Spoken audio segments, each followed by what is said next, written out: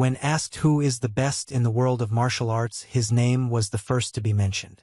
And also when asked which clone of martial arts is stronger, they answered only one option. The first among the 5 greatest clans and one with a recognizable face and respected name. He was the leader of a martial arts alliance that was revered by many across the lands. It was a prestigious group, and being a member of it was a great achievement. This group could control natural forces such as wind. They also had the ability to summon lightning, something that not everyone could boast of. The top competitor was the Heaven-Blessed Sword Clan. It had 2 masters corresponding to its glory. One of them was the legitimate heir of the Namgung family named Namgung Hyun-ho. Another of this clan was the adopted son of the Namgung family named Baek Jaeong. Particularly famous was Baek Jen, who was able to master any martial art regardless of his origin. They spent their entire childhood together and were very close, but this changed soon after the death of the head of this family. The brothers became very distant from each other, forgetting all the warmth that connected them to each other. Then very difficult times came for the whole family. This darkness hanging over the family brought many more deaths, which became a real tragedy. The once bright future of the Namgung family began to quickly crumble. No one knew the reason why heaven was angry with this family. People despised them, but the reason for this also remained unknown. In Byingam, Baek Jen brought a lot of suffering.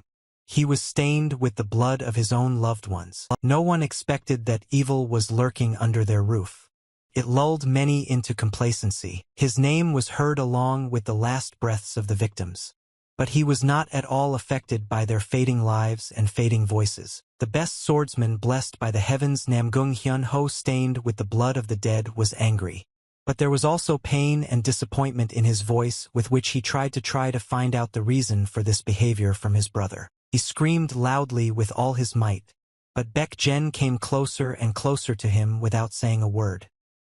He pulled his sword towards his throat with unprecedented cruelty and coldness in his eyes. Namgung Hyun-ho tried to bring him to his senses and then make him think about how he thanked the family that took him in and raised him. Hyun-ho reminded him of the heavenly punishment that could befall his brother, but he was still indifferent to any words. But still, for a second, memories from childhood flashed in his eyes. He remembered how Hyun-ho approached him and extended his hand to him, offering to follow him. He gently took his hand and promised that he would no longer have to beg and that he could live with this family. Being just a kid, he already understood a lot, and such kindness amazed his small but wounded heart. He was protected from the strongest many times. The Namgung family took care of him like a family member, and he never felt like a stranger. He remembered that beautiful young girl who hugged him, making him blush, and told him that she would like to marry him, her older brother, when they grew up. His adopted younger sister immediately accepted him and always insisted that they were one family. She laughed and, twirling among the beautiful flowers, said that her brothers were not allowed to quarrel because they would always have to stand up for each other. These memories struck Baek Jen like lightning, but he quickly moved away from the blow. He was slightly agitated, but this could only be noticed by someone who knew him well. He was afraid of the heavenly punishment that his brother had told him about, and he honestly admitted it. But he did not stop. He came even closer until the sword lightly touched his brother's clothes and said that in the future the heavens would definitely punish him for this act. Hyun-ho didn't understand why, knowing this, Baek Jen didn't make another decision why he didn't stop. Hyun-ho was on his knees and was about to say that his brother had simply made a huge mistake, but his brother interrupted him. Baek Jen, not intending to confuse, interrupted his brother and said that he was the one who made a mistake. Hyun-ho's mouth dropped open in shock at what he heard.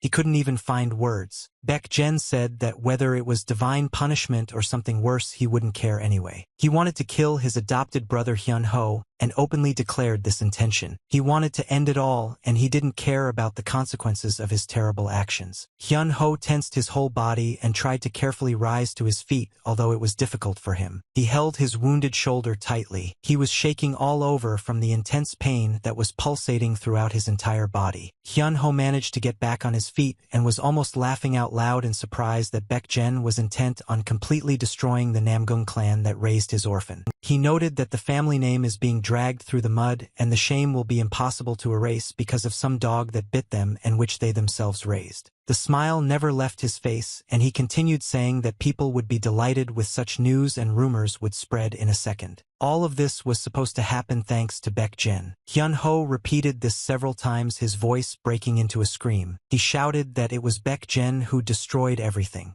Perhaps he wanted to say something else, but his brother's sharp sword did not hesitate and did its job. Hyun-ho looked at his brother one last time, scared and confused. He felt that this was his last moment and there was no longer any way to escape from this trap. Baek Jaeyoung swung his sword once more and struck Hyun-ho with his sword. It was a ruthless act. There was no regret in his eyes at all, only furious anger. He looked at his brother's body, and with hatred flashing in his eyes repeated that he didn't give a damn. Baek Jen didn't regret what he did at that moment. The death of his brother, even if he was named, only brought him some relief. As his brother said, he was a miserable creature abandoned by heaven and an ungrateful dog. Baek Jen felt a strong disgust towards his entire family no matter what good they gave him. Baek Jen grabbed Hyun-ho's hair and lifted up his head, which was already separated from his body. He raised his head to eye level and looked at her carefully. He noted the state his brother was in now, talking to him as if he was still alive, and also noted that the Namgung family had already been destroyed. Baek Jen's face was stained with the blood of his own people, and he again said without a drop of pity that he was to blame for everything. He lowered his sword to the floor but still gripped the hilt very tightly. Everything around was covered in blood. This blood was his family's, although not his own, but which accepted him as one of their own. An incredibly beautiful butterfly flew into the wide-open window. She carelessly circled in the air and flew closer to the boy who was sitting near the window. The butterfly was not afraid and landed right on the boy's nose. She did not expect any danger. The boy lowered his hand onto the blanket and lightly patted the surface. This was enough to scare the butterfly away, and it flew up again and began to whirl in its incomprehensible dance. The boy gave in and started shouting Baek Jen's name. He saw him, the bloody Baek Jen who wanted to kill him. Hyun-ho screamed at the top of his voice, calling his adopted brother every name imaginable, who swung a weapon at him. Hyun-ho jumped up on his bed screaming and cursing. He was also very scared, but his anger was many times greater than his fear. But suddenly he fell silent, realizing that something was wrong. His face immediately frowned. He didn't immediately understand what was happening, suddenly clearly seeing a bright room in front of him and not his brother. Hyun-ho immediately grabbed his neck where he had been stabbed, and upon discovering that he was unharmed, he was also surprised that he was alive. The neck was in place, and he did not find even a small scratch there, which seemed very surprising to him. Looking around, he realized that he was in his room. The anxiety subsided a little, but he had many questions of a different nature. He looked at his hands and didn't understand why they had suddenly become so small. The anxiety began to grow again. Little Hyun-ho's eyes widened considerably. He looked out the open window from where green leaves and a light cool breeze were brazenly flying into the room. He jumped out of bed abruptly, throwing off the blanket, and ran to another part of the room. He skidded to a stop on the slippery floor and barely managed to stay on his feet. He ran to the mirror and, looking at his reflection, was perplexed. He appreciated that he still had handsome features, light eyes, and a straight posture. His appearance was irritatingly perfect. It was undoubtedly him, but it was a big mystery why he woke up as a small child. He couldn't understand what had happened and how he had come back in time. While he was asking himself questions, he felt a strange sensation in his stomach area. He touched his stomach to make sure that the strange sensations he felt were in that place. For a moment he stood in renewed bewilderment and tried to figure out what was going on. He opened his clothes and looked at his body, not believing himself to the very end. From his chest almost to his groin he had a huge longitudinal scar, as if someone had ripped it open. The scar was bright red. It was poorly healed, as if the wound had been there not so long ago. But what was even stranger was that there were two scars. He was amazed because this could mean that he had two dantians, that is, two storages of internal energy. One of them was torn from the meridian system, and Hyun-ho tried to figure out if it was related to the scar. He looked at his body in the mirror more closely, looking where one of the scars led. At that moment he heard someone's loud and very fast steps. He guessed that someone was running very quickly to his chambers. His sister appeared on the threshold. She stopped and, putting her hands at her sides, looked at him carefully. The girl was very surprised that her brother was still dressed in his pajamas, although he himself asked her not to oversleep under any circumstances. But when she looked at him even more closely, she was greatly surprised. She saw the scars on his body and noticed how worried he looked. She looked displeased and waited for an answer to her question. Hyun-ho, looking at his sister, realized that since he had returned to the past, it meant that everyone was still alive. Warin father and all the other family members were unharmed, and everything was as before those terrible events with Baek-kyung. He didn't care whether it was an evil trick or a mistake from heaven. He was very glad that everything turned out this way. Hyun-ho even suggested that it might be a trap, but nevertheless he felt that everything was okay. Warin stood there a little surprised and tried to figure out whether she saw something strange in her brother or not. Hyun-ho thought deeply about the fact that he had a wonderful chance to influence the future and fix everything. It was a chance to prevent the destruction of the family, to prevent his family name from disappearing without a trace. It also gave the opportunity to make the Namgung clan great again and glorify the family name. Hyun-ho wanted to maintain their position at the top of the martial arts world. And besides, she thought he had no time to doubt. Hyun-ho approached his sister and asked her what year it was, which scared her a lot, but she explained that it was the year of the wooden rabbit, and then asked if he had lost his memory while he was sleeping. Hearing what his sister told him, he thought for a moment and realized that he was now 14 again and Warin was 12.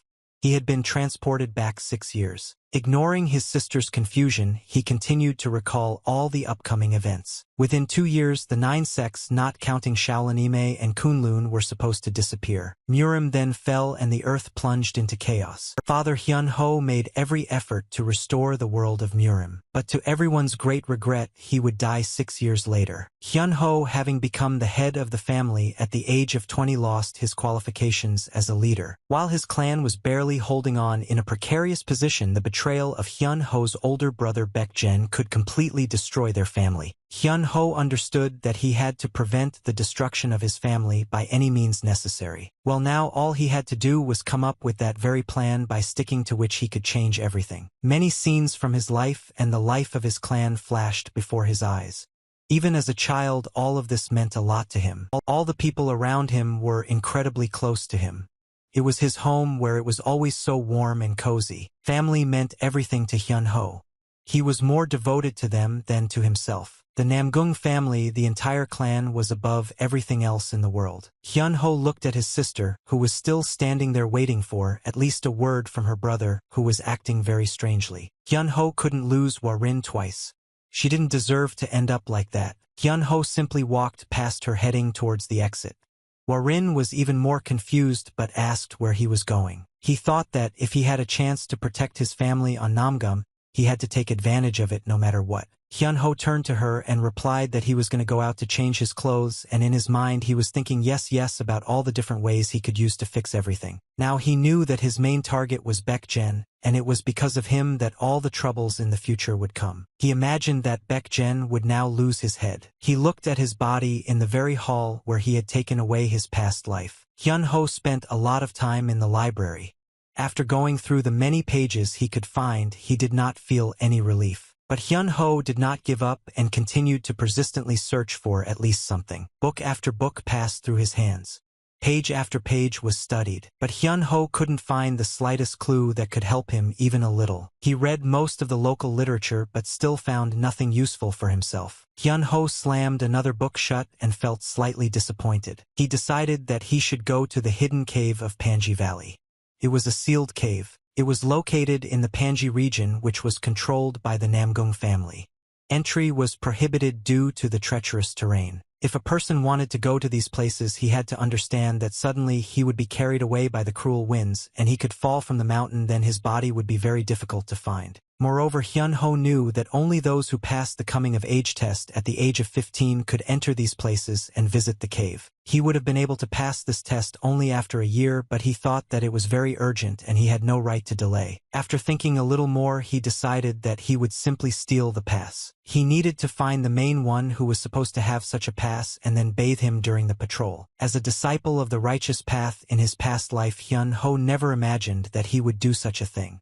But in the end it didn't matter, because his entire family could die in a few years. He never saw the secret martial arts book stored in the cave even after he became the head of the family, and there might be clues to what happened there. Hyun-ho looked down at his stomach and thought that he needed more than just a clue about what happened to his family in the future. He also needed information about the thing that appeared in his stomach. As a result, his main goal was the Panji Valley, and he decided that there was no longer any time to delay. As night fell, he covered his face and very quietly left his chambers. Listening closely, he noted to himself that he did not feel anyone else's presence. He moved forward quickly but very carefully.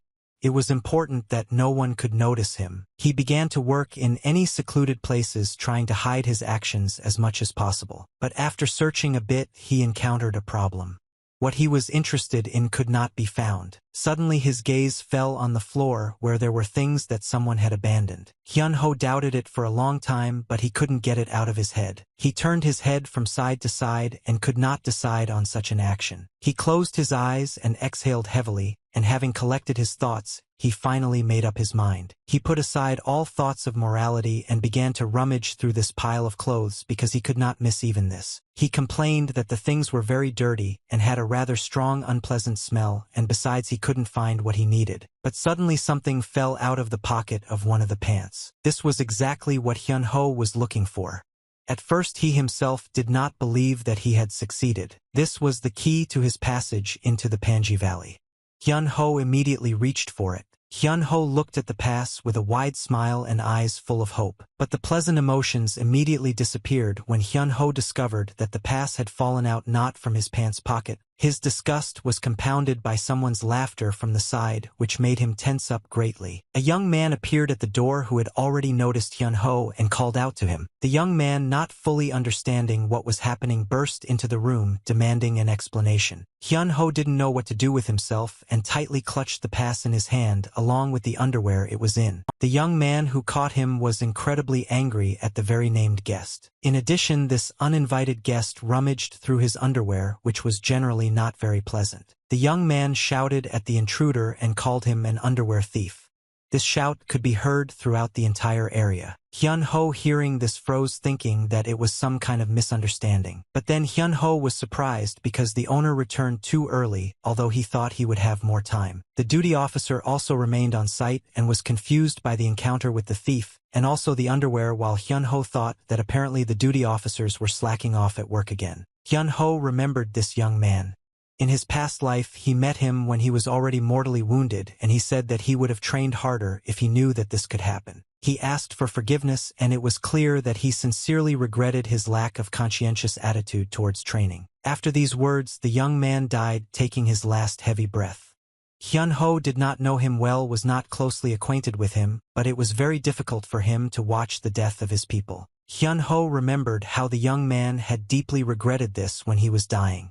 He felt very sad again. Thanks to these memories, Hyun-ho decided that he should give this young man the training he had missed in the past. He used one of the less complex techniques and rushed at the duty officer. The duty officer managed to react quickly and jumped to the side, avoiding Hyun-ho's blow. He was outraged out loud that Hyun-ho was aiming at a vital point. He shouted that the asshole who was caught stealing underwear was boldly attacking. This made him very angry. The duty officer tried to defend himself from Hyun-ho's blows and demanded that he take off his mask and show his face. The duty officer tried to attack Hyun-ho, but he managed to block, thinking that he had again gotten into a situation that had already happened to him. He thought that any fight was strange when the opponent was shorter. Hyun-ho couldn't let the duty officer get too close because it would greatly change the outcome of the fight. Hyun-ho gathered his strength with everyone and decided to make sure that the duty officer did not forget this and rushed into the attack again. During the attack at the house, it was said that it became a queen in one of the points so that the duty officer could not continue his lineage. Well, the duty officer dodged this blow, jumped back, and managed to repel the attack. Hyun-ho rolled her eyes in dissatisfaction and thought that the duty officer had very good intuition. Then he decided that he should have aimed for the solar plexus and tried to hit the duty officer again. The duty officer was unable to block this blow. The blow to the solar plexus made it difficult for him to stand on his feet, and he fell to his knees. Hyun-ho thought that usually it was not as easy to deal with this young man as he managed this time, and thought that he probably underestimated his opponent due to his short stature and weakened his defense. Hyun-ho also thought that a worthy warrior would never make such a dirty move as a blow to the groin. But before starting to search for the pass, Hyun-ho promised himself that they would use everything possible. The duty officer was very indignant, and turning to Hyun-ho, he tried to understand what this crazy guy was doing and threatened that his comrades would soon come back from patrol, and he wouldn't be able to say hello. That's why Hyun-ho was surprised by the early appearance of the duty officer.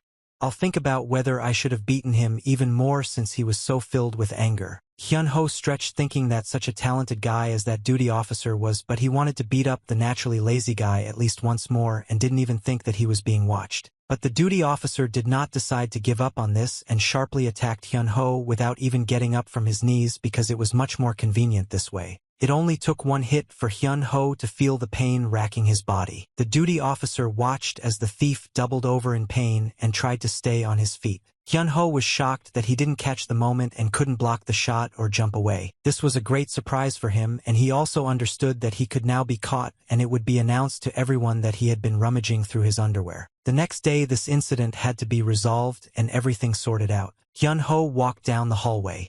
He was a little worried, but he tried not to show it. Soon he stopped near the door and briefly shifted from foot to foot, not daring to enter. One of the men who served as guards bowed to the young gentleman and reported that he had arrived. Hyun-ho thought that even though he was caught by that young man who returned earlier, there would have been much more problems if he hadn't caught him like that. Hyun-ho thought that he was completely misunderstood.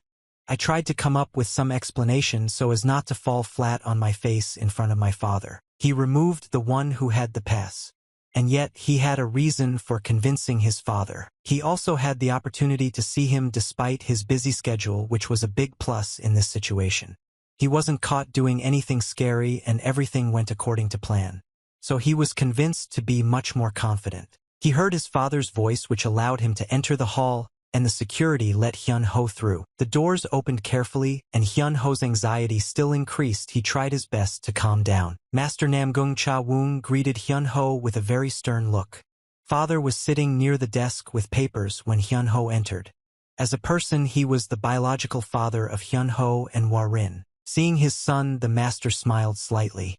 Due to the large amount of work, he had no time to see his children, and he was glad to meet. Hyun-ho already read as a tomato bowed his head to his father as a sign of greeting and respect. Cha-woon asked his son to come closer, and he did not ask and agreed. Hyun-ho thought about how much time had passed and his father was still alive. He was always busy with work, so he couldn't see him often, and remembered how it had once offended him. Hyun-ho was young.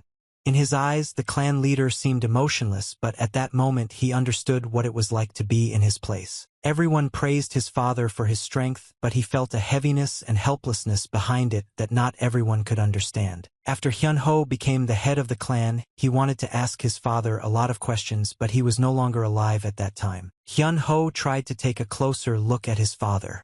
Now he looked at him with completely different eyes. The master looked at his son and said that he heard how he caused problems, but he did not seem at all worried. The father came a little closer and asked his son if it was on purpose. After that, Master One smiled and noted that he knew that his son did not do something without reason and did not think about his father's reputation. Hyun-ho relaxed a little inside and smiled and scratched his head, confirming that his father's words were true, and wanted to say but instantly forgot the real reason because he was too happy to see his father. Hyun-ho understood that he couldn't beat around the bush with his father and became a little worried again. Hyun-ho said that he understood perfectly well that his method was wrong and agreed to accept punishment for such an act. But after that he admitted that he didn't need underwear but a pass because he wanted to train in the Panji Valley, and immediately asked his father to allow him to do this. Well, his father's reaction surprised him.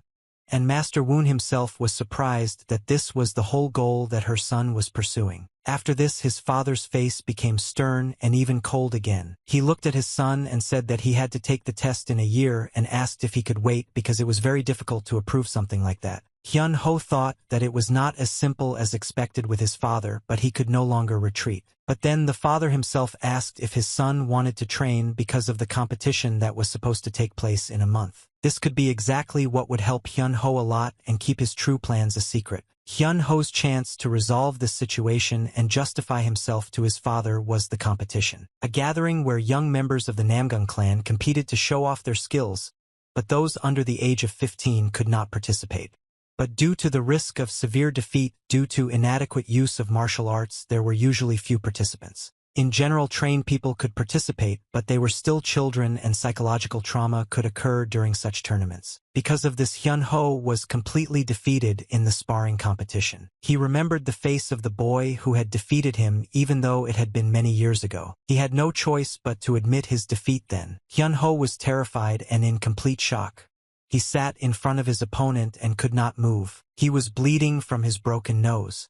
It was hard for him to accept this fact. Hyun-ho was incredibly ashamed and even scared. His opponent stood and looked at him mercilessly and with contempt. Cha Woong, Hyun-ho's father, told his son that he had never won, and he frowned. The master also noted that Jen Woon, the guy who won, was a year older than Hyun-ho, and therefore this would be his last competition. Hyun-ho agreed with him and noted that he was not good enough that time and next time he would have to try hard. There were 3 known brothers of the clan branch and the eldest of them was Jen Woon. Despite his incredible talent, he hated Hyun-ho, but what restrictions were present in the clan's branch? Sometimes Hyun-ho even felt that Jen Woon had the desire to kill him, but Hyun-ho didn't imagine that he would lose.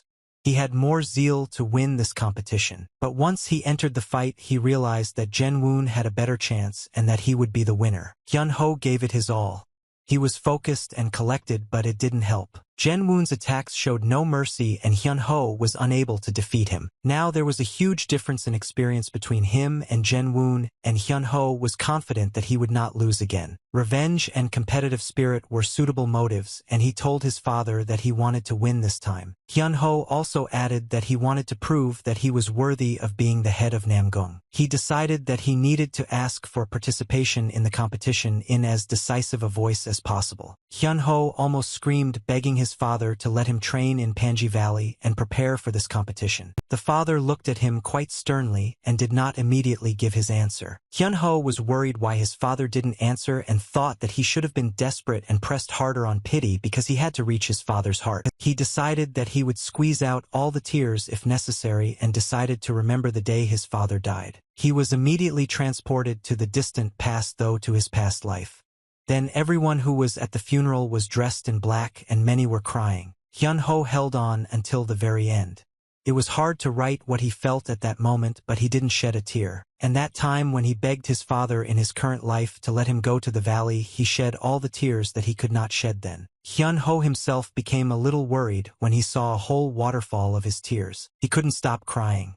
Tears spontaneously fell to the floor. Then Master One, his father himself, came closer to his son and put his hand on his shoulder. He noted that his son must have experienced a lot of stress and regret could be heard in his voice. Cha Woong said that he used his busy schedule as an excuse to neglect his son and daughter and asked Hyun-ho for forgiveness. He also noted that his time as leader must have taken a heavy toll on Hyun-ho, who did not expect such a revelation from his father. Cha Woon lowered his gaze and emphasized that he understood perfectly well that his son wanted to become stronger as quickly as possible, but patience still ruined everything. He also noted his son's enormous talent and advised him to trust himself much more and always think well first and then act. Hyun-ho was very touched by his father's speech and did not even know what to answer him.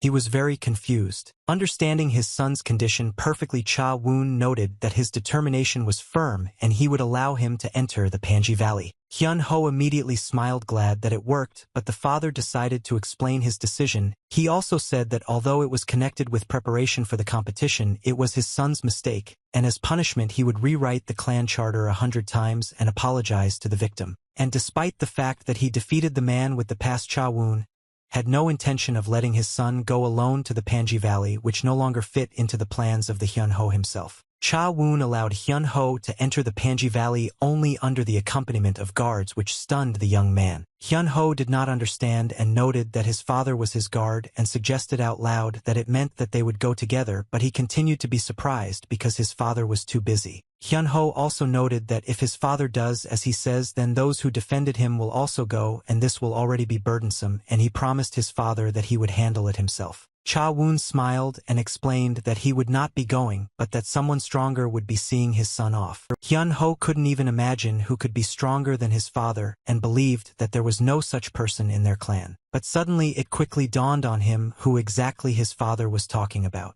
He very timidly and carefully asked his father if he meant his wife, that is Hyun Ho's mother. Cha Woon laughed and noted that his son was absolutely right, and he would indeed never be able to defeat his mother except in the next world. Besides, Cha Woon didn't understand why he had to defeat someone he admired and laughed again, voicing it out loud. In the past, Hyun Ho would cover his ears every time he heard something like this and even wished for his parents to have a bad relationship, but now he simply replied that he understood everything and smiled. Now for Hyun Ho, these embarrassing words were even pleasant to hear, and he said that if he starts to admire someone, he will follow his father's example. Cha Woon explained that it would not be Hyun Ho's parents who would go with him, but a close person who was also stronger than the leader, which he could see for himself because he was nearby. Hyun Ho agreed with him with a smile, but still couldn't figure out who his father was talking about. He had no idea at all and mentally agreed that this man was worth meeting. But also, if he had gone with him, he would have definitely run away at the right moment so as not to cause problems, because he knew the Manga Valley like the back of his hand. Hyun Ho continued to think about the person who could be stronger than the clan leader. Hyun Ho, in his thoughts, came to the conclusion that his father most likely simply lied to him in order to convince him. But before him, it was not clear why his father could do this, so this option did not seem entirely plausible to him. But he was definitely convinced that as soon as he got permission to visit the Manga Valley, it would be a simple matter, and he would simply get rid of his companion along the way. He understood his father's feelings.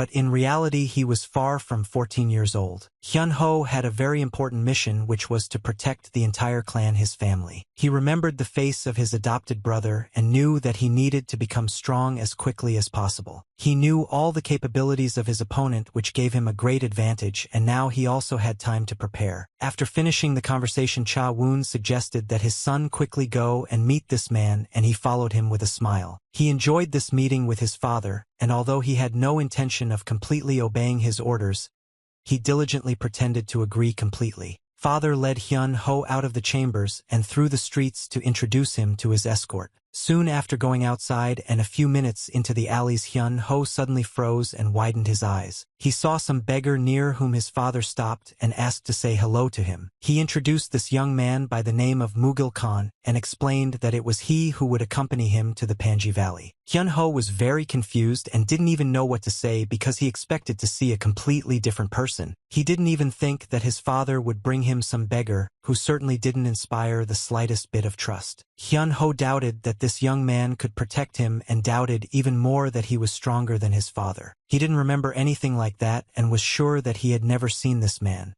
He didn't believe that the beggar here could be stronger than his father and was closer to him than everyone else and considered it disgusting. Hyun Ho couldn't get a word out for a long time, even under the stern gaze of his father, who was expecting at least some kind of reaction. Having gathered himself, Hyun Ho introduced himself and greeted the beggar with a gesture that was accepted. The beggar looked at Hyun Ho with a disapproving look, and it seemed like she was ready to kick the future leader. After, Mugil Hong gave Hyun Ho a tense smile, but overall his expression didn't change much. He turned to the clan leader to ask if he had brought the young master who was worth accompanying, and Cha Woon confirmed that it was his son. Mugil Hong yawned and said that Hyun Ho with such a naive face looked weak. Mugil Hong asked the leader if he was sure that his son wouldn't die as soon as he turned away from him for a second. He explained that he was a little inattentive, so he was worried. Well, he was definitely mocking Hyun Ho. Hyun Ho was confused. He didn't understand who his father had introduced to him, and he was extremely uncomfortable with such an attitude towards himself. He was unhappy that some beggar was judging him with such a worthless, sickly face. He felt sorry that this man did not know how strong he was despite his youth, since from his earliest childhood, he took expensive medicines like ordinary food. Mugil Hong noted that if the young master died, then it was only fate that decreed it that way and nothing could be done about it, but he agreed to take care of Hyun Ho. The beggar smiled widely again and asked Hyun Ho to believe him, continuing to mock him. Hyun Ho got angry very quickly. Even the veins on his face bulged from suppressed irritation, but he couldn't allow himself to contradict his father's word. Hyun-ho kept his gaze fixed on his traveler, whose smile quickly disappeared, and a piercing gaze appeared. Hyun-ho really wanted to show him that he didn't really need security. Grabov was outraged that this guy underestimated him so much. He decided it was high time to get to it right away. He was Namgung's 10th ball, and he thought that a beggar from the street wouldn't dare talk to him like that. Hyun-ho pulled out his sword and charged forward at his opponent using one of the strongest techniques in martial arts. Mugil-hong covered himself with his hand, and Father Hyun-ho stepped back slightly confused by such a sudden action. Cha-woon was quite amazed by what he saw. He didn't understand how his son could use such a strong windy sword technique. Hyun-ho stopped next to them and noted with a smile that it was Namgung's 10th sword. He said that he was worried that his weak skills had reflected poorly on his father's reputation, so he was impolite and noted that he clearly would not die just because his escort turned away from him. Well, it was all just a fantasy. Hyun-ho didn't rush forward and show what he could do. He knew that nothing would work out that way. He didn't want to waste all his energy for such a dull reason because it was impossible to predict in advance what could happen in the valley. At that moment, the beggar asked the clan leader if they could go with his son right away, and Cha-woon suggested asking the Hyun-ho about it and deciding. Hyun-ho then realized that his father really wanted to send him on his way with this tramp and rolled his eyes in displeasure. But the fact that he was going to the Panji Valley at all meant much more to him than who exactly he was going with. Since it was his father's choice, the tramp could actually be stronger than he looked, and even though reluctantly Hyun-ho accepted it. He decided, looking at Mugil-hong, that he just needed to pay more attention and not relax. But this man had neither manners nor appearance, and Hyun-ho found it hard to believe that his father was right. Hyun-ho didn't understand at all what place Mugil-hong was as a fighter because he looked disgusting and behaved like that. No matter how Hyun-ho looked at it, Mugil-hong was still just an ordinary beggar on the street. Deep in his thoughts, Hyun didn't notice how Mugil-hong came close to him and scared him with this. Mugil asked what the young gentleman was thinking and noted that everything was clear from his gaze, especially his hostility towards his companion. Mugil smiled and said that it was rare to see such open disgust in the great Namgu clan. Without removing the smile from his face, Mugil-hong said that this task would be much more fun than he expected. Hyun-ho smiled back at him without saying anything, although he thought to himself that the beggar was extremely wrong in his conclusions. Hyun-ho said laughingly that there was a misunderstanding between them. He was surprised by the unexpected appearance of the tramp, but he also understood that he should not forget about his goal. He said what must have seemed rude and explained that he simply did not want to bother anyone with his training, but in fact it was fortunate that the beggar was not from the Namgung clan and did not know the Panji Valley. The only option Hyun-ho considered was to hide from the tramp as quickly as possible, choosing the right moment. He hoped that he would be able to do this before they reached the valley, and since the road was difficult, this was possible. The beggar stretched, washed himself, and agreeing with the young gentleman's explanation, suggested that they set out on their journey quickly. Hyun-ho smiled at him, thinking again how he wished Mugil-hong wouldn't get in the way. Cha-woon was very pleased that his son did not contradict him and behaved very decently. He looked at his son with eyes full of hope, and his heart was calm. Immediately after this conversation, the young master and Mugil-hong set off on their journey to the valley. They did not know what was happening in the house of the governor of the Panji Valley, which stood alone in the foothills. There you could see traces of blood, which were both on the floor and on the furniture. The blood was fresh, and it was a huge problem not only for Hyun-sik but for the entire clan. Meanwhile, the forest was humming. Hyun-ho was trying to break away from his companion, pushing deeper and deeper into the thicket. Hyun-ho ran as fast as he could, raising clouds of dust from the ground. He cursed in his mind. He didn't understand why Mugil-hong was so fast. He couldn't get away from him. Mugil-khan had no trouble keeping the young master in her sight, but he made a lot of efforts to hide from him. Hyun-ho tried to slip away while he wasn't looking, but Mugil-hong noticed him right away. Then it occurred to the young master that his father was right after all. Hyun-ho promised himself not to relax, but nevertheless relaxed when he shouldn't have. Well, he also thought that Mugil-hong also underestimated him, and the fact that he couldn't hide from him anywhere didn't mean that he was much stronger. Hyun-ho braked very sharply, putting pressure on his heels. He remembered the medicine he had taken from his father's chambers before the campaign. He decided that this medicine was just what he needed and was going to eat it. Hyun-ho applied this medicine and immediately felt the effect, and Mugil-hong himself lost sight of him and mentally cursed that the young master ran so fast that he disappeared from sight. But then he realized that the young master had used the Feng Shui medicine. This medicine was of low grade but was quickly absorbed, and he realized that the young master wanted to deceive him and enter the valley alone. He remembered how sweetly the young master smiled and thought that his smile was the same as that of the other members of the Namgung clan. Mughal Hong didn't yet understand why, but his interest was becoming more and more heated, and the overall situation was becoming very suspicious. It reminded him of something from his own childhood, and it was clear that the young master had secrets too. Mughal Hong suggested that the young master might even have the same secrets that he himself once had. It was precisely because of this that his interest was greatly fueled. He wanted even more to follow the young master and not let him leave alone. Some moments from his childhood began to flash before his eyes. Then he looked after his little brother because he loved him very much. He did this not entirely on purpose but purely out of childish curiosity. Thinking about this, Mughal Hong realized that he had now completely lost sight of Hyun Ho and stopped to take a good look around. Looking around, he did not find the young gentleman anywhere and became a little nervous. Well, then I thought that he could easily find it. He calmed down again and even smiled. Meanwhile, Hyun Ho didn't stop and ran with all his might.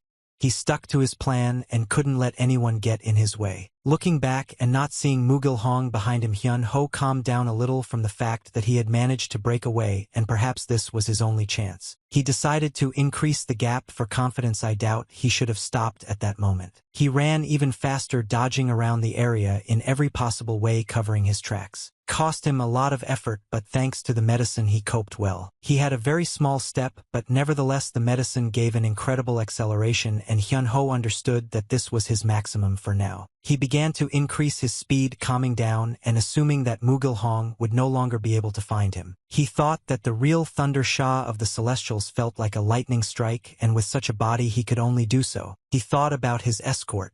He was surprised by his speed. Hyun Ho even assumed that he was the master of some beggar sect. Well, even though he managed to escape, Hyun Ho was unhappy that he still lost. Although he had such skills and even in his young body, he could not get around the tramp. He was just a little bit away from the entrance to the valley, and he slowly walked forward thinking about his plan. But suddenly, out of nowhere, Mughal Hong appeared next to him and noted that he was lucky that Hyun Ho didn't take a roundabout route. He noted that Hyun Ho's technique was similar to the Thunder Shah of a celestial being and smiled broadly. He also added that the speed of the young gentleman was of course slow, but the technique was still similar, so it was strange. He looked closely at the young gentleman and noted that he should not have been taught this yet, and then asked where he knew this technique from. Hyun Ho couldn't believe his eyes. He was confused and very surprised that Mughal Hong was standing next to him and was still talking about such techniques. He couldn't hold back and almost shouted, asking the beggar how he knew about the thunder step of the celestial, because not even everyone in the Namgung clan could use it correctly. Mughal Hong looked at the young gentleman in surprise, and then asked if his father hadn't told him anything, and explained that he was also a member of the Namgung clan, or rather he was. He was kicked out, so he was no longer among the clan. Hyun Ho leaned against the tree, and finally realized that Mughal Hong was not just a beggar, but a discarded beggar, which was even worse. And thinking about this, Hyun Ho is faced with something to remember. He remembered hearing about an eccentric who was expelled from the clan for using forbidden techniques. The ending of this story was different. It was said that this man had become an alcoholic and died. Hyun Ho doubted that it could be Mughal Hong. It looked too much like it. He heard these rumors in his past life, but in this one it might be a little different. Besides, this man should have been lying in the grave already, not standing behind him. Just then Mughal Hong called out to him. Hyun Ho turned around abruptly and started screaming as if he had seen a ghost. His fear was unmistakable. Mughal Hong froze in place, not understanding what had frightened the young master so much, and could not explain his reaction. He said that perhaps he was shameless, but such a reaction offended him. Hyun Ho, who does not consider it necessary to hide all his guesses, asked if Mughal Hong Namgung was the Gil from the Phantom Sword, and noted that according to his rumors such a person had long since died. Mughal Hong lowered his gaze and, confirming the words of the young master, said that he really almost died, but he managed to crawl out of the clutches of death. He said that if he hadn't been helped then, he would have definitely kicked the bucket, but now he had the opportunity to continue his life. These words amazed Hyun Ho. Hyun Ho didn't quite understand whether he could also help Namgung Gil, and thought about it for a while. Hyun Ho thought that if this person had been alive in his past life, it would have been impossible for him, the head of the Namgung clan, not to know about this, and it turns out that Namgung Gil was definitely dead. Well, now that Hyun Ho had traveled to the past, Namgung Gil was alive. He couldn't put this information together in his head. The only thing he understood was that the past had definitely changed. And if the past changed, the present and the future would change too. Hyun-ho had not yet reached the valley manager's hut, but he already had so many amazing discoveries. There were people in the hut. One of them held his dagger tightly, not letting it go. Wiping the blood off his dagger, he turned to another of his partners. He asked if they hadn't said that young Master Namgung was supposed to arrive at this hut, and they told him that this information was known. It turned out that the young gentleman was badly late for me. These people assumed that the young master might have found out about everything, and that was why he still hadn't appeared at the hut. They began to talk about how the young master could really find out that they were waiting for him. It was possible that Hyun-ho also knew that the real managers had been killed. Having discussed this, the girl who was in the same hut in prison smirked. She came out of the hut and suggested that in that case they should meet the young gentleman and not just wait for him there. Meanwhile, Hyun-ho was trying to figure out this whole story of Namgung-gil's resurrection and was having an internal dialogue with himself. Namgung-gil watched all this with a frowning face. He thought the young master was very strange because he kept freezing in place thinking about something of his own. Hyun-ho tried to figure out the reason why Namgung-gil was alive and suggested that everything might have changed because he was caught by the duty officer. It also occurred to him that the Namgung family might be okay in the future since Namgung-gil was still alive. Namgung-gil thought that the young master was pretending to be worried about the future of the family and was sure that in reality he did not care. It irritated him when he had to look after the children, and if the clan leader himself, Cha Woon, had not asked him about it, he would not have agreed to it. The clan leader's words were very important, and there would be consequences for refusing, although that was not the point. But since Namgung-gil agreed to take the expensive liquor, he had no other choice. If it weren't for this liquor, he definitely wouldn't have agreed, even though it was the leader's request. Well, anyway, everything turned out much more interesting than he expected. Namgung-gil thought about it for a long time, but when he raised his head, the young master was no longer there. He was outraged that this guy had disappeared again, and now it was again worth the effort to find him. He was very irritated by the fact that he was losing his vigilance in his opinion because he was dealing with a child. Namgung-gil had no choice but to look for the young master again.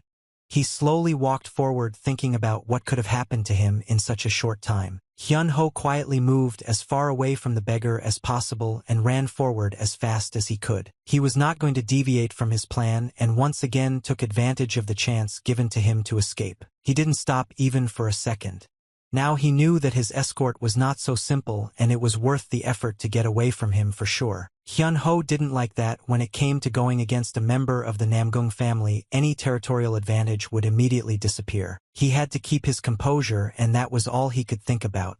For a moment while thinking about it, he didn't notice the branch under his feet and stepped on it, causing it to break with a crunch. This made the young man more vigilant and attentive, and he realized that something was wrong. He listened carefully to what was happening around him. He quickly realized that someone was next to him and began to carefully look around and tried not to slow down. His gaze fell to the side and he realized that someone was not quite next to him. He stopped and looked around again, paying special attention to any bush or large rock or thick tree trunk. He continued running towards me, but instead froze in place, slightly clenching his fists. And then he realized that someone was not next to him or far away, but specifically under him underground. As soon as he thought about it, someone's hand with long nails reached out from the ground towards his leg. His reaction was very good, and he managed to jump up and grab it in his hand. He jumped to the side and rolled along the ground, stopping nearby, closely watching the hand. He asked very loudly, wondering who was trying to grab him. In the same place where the hand appeared, the earth began to crack, and soon a girl's head appeared. A moment later, the girl emerged completely from the ground and said that she was pleased to meet the young gentleman. The girl introduced herself as Namgun, the person in charge of the Panji Valley,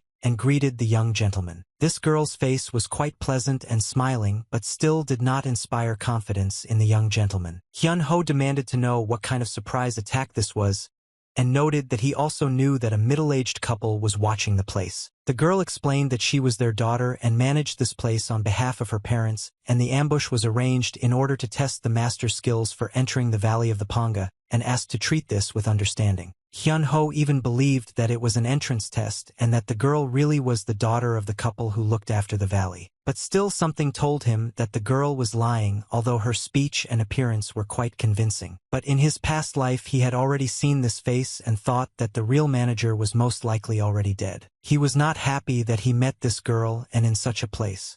He guessed that she was a crazy killer. In fact, his name was Chuck Salong, and he had absolutely nothing to do with looking after Panga Valley. He killed many men, especially young ones, just because he hated them. He hated men so much that, according to rumors, he eventually castrated himself, and in short was simply crazy. Hyun-ho didn't see his companion, who was usually with him, and assumed that he might be hiding somewhere nearby. In any case, it was very interesting why the killer chose him among so many guys, because he was crazy but definitely not an idiot. Hyun-ho thought that with his current skills he wouldn't be able to defeat this killer, and he should find a way to escape. If he knew that this would happen, he would not have run away from the Phantom Sword because he would have been safer next to it. Last time Namgung-gil caught up with him so quickly that now Hyun-ho was even a little worried that his escort still hadn't found him. Namgung-gil continued searching for the young master.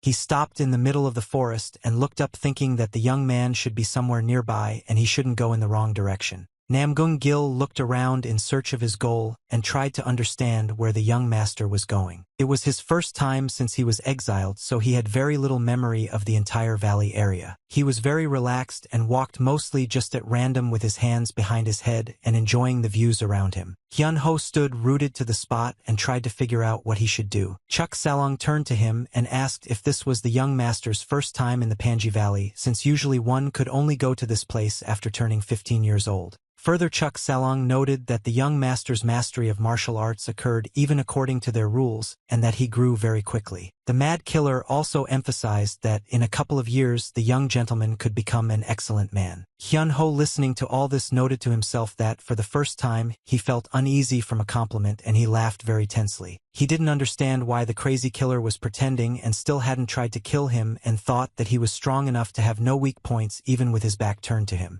Moreover, the direction in which the Mad Killer went also greatly confused the young master. He headed after him, hoping that at least some wild animal would appear and distract the killer. After walking forward a little, the young gentleman stopped, his eyes wide in amazement. Among the greenery of the forest ahead of him, he noticed a very familiar snow-white hair that he had definitely seen before. Having looked a little closer, the facial features of the young man, whom he was able to notice, also became very familiar to him. Hyun-ho couldn't believe his own eyes that he was actually seeing this. Standing before him was his adopted brother from his previous life. Hyun-ho was incredibly shocked that he met in this forest along with the crazy killer, the man who killed him in his past life. And also so vilely. He was ready to kill him on the spot. He remembered all their quarrels that happened when Hyun-ho had already become the leader of the clan. They had constant squabbles.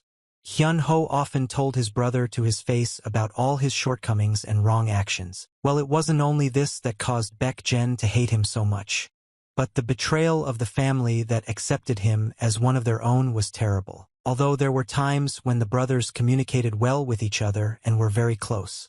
They spent a lot of time together talking and joking around. They even trained together, sparring against each other to hone their martial arts skills. They never had any serious arguments or fights even during training.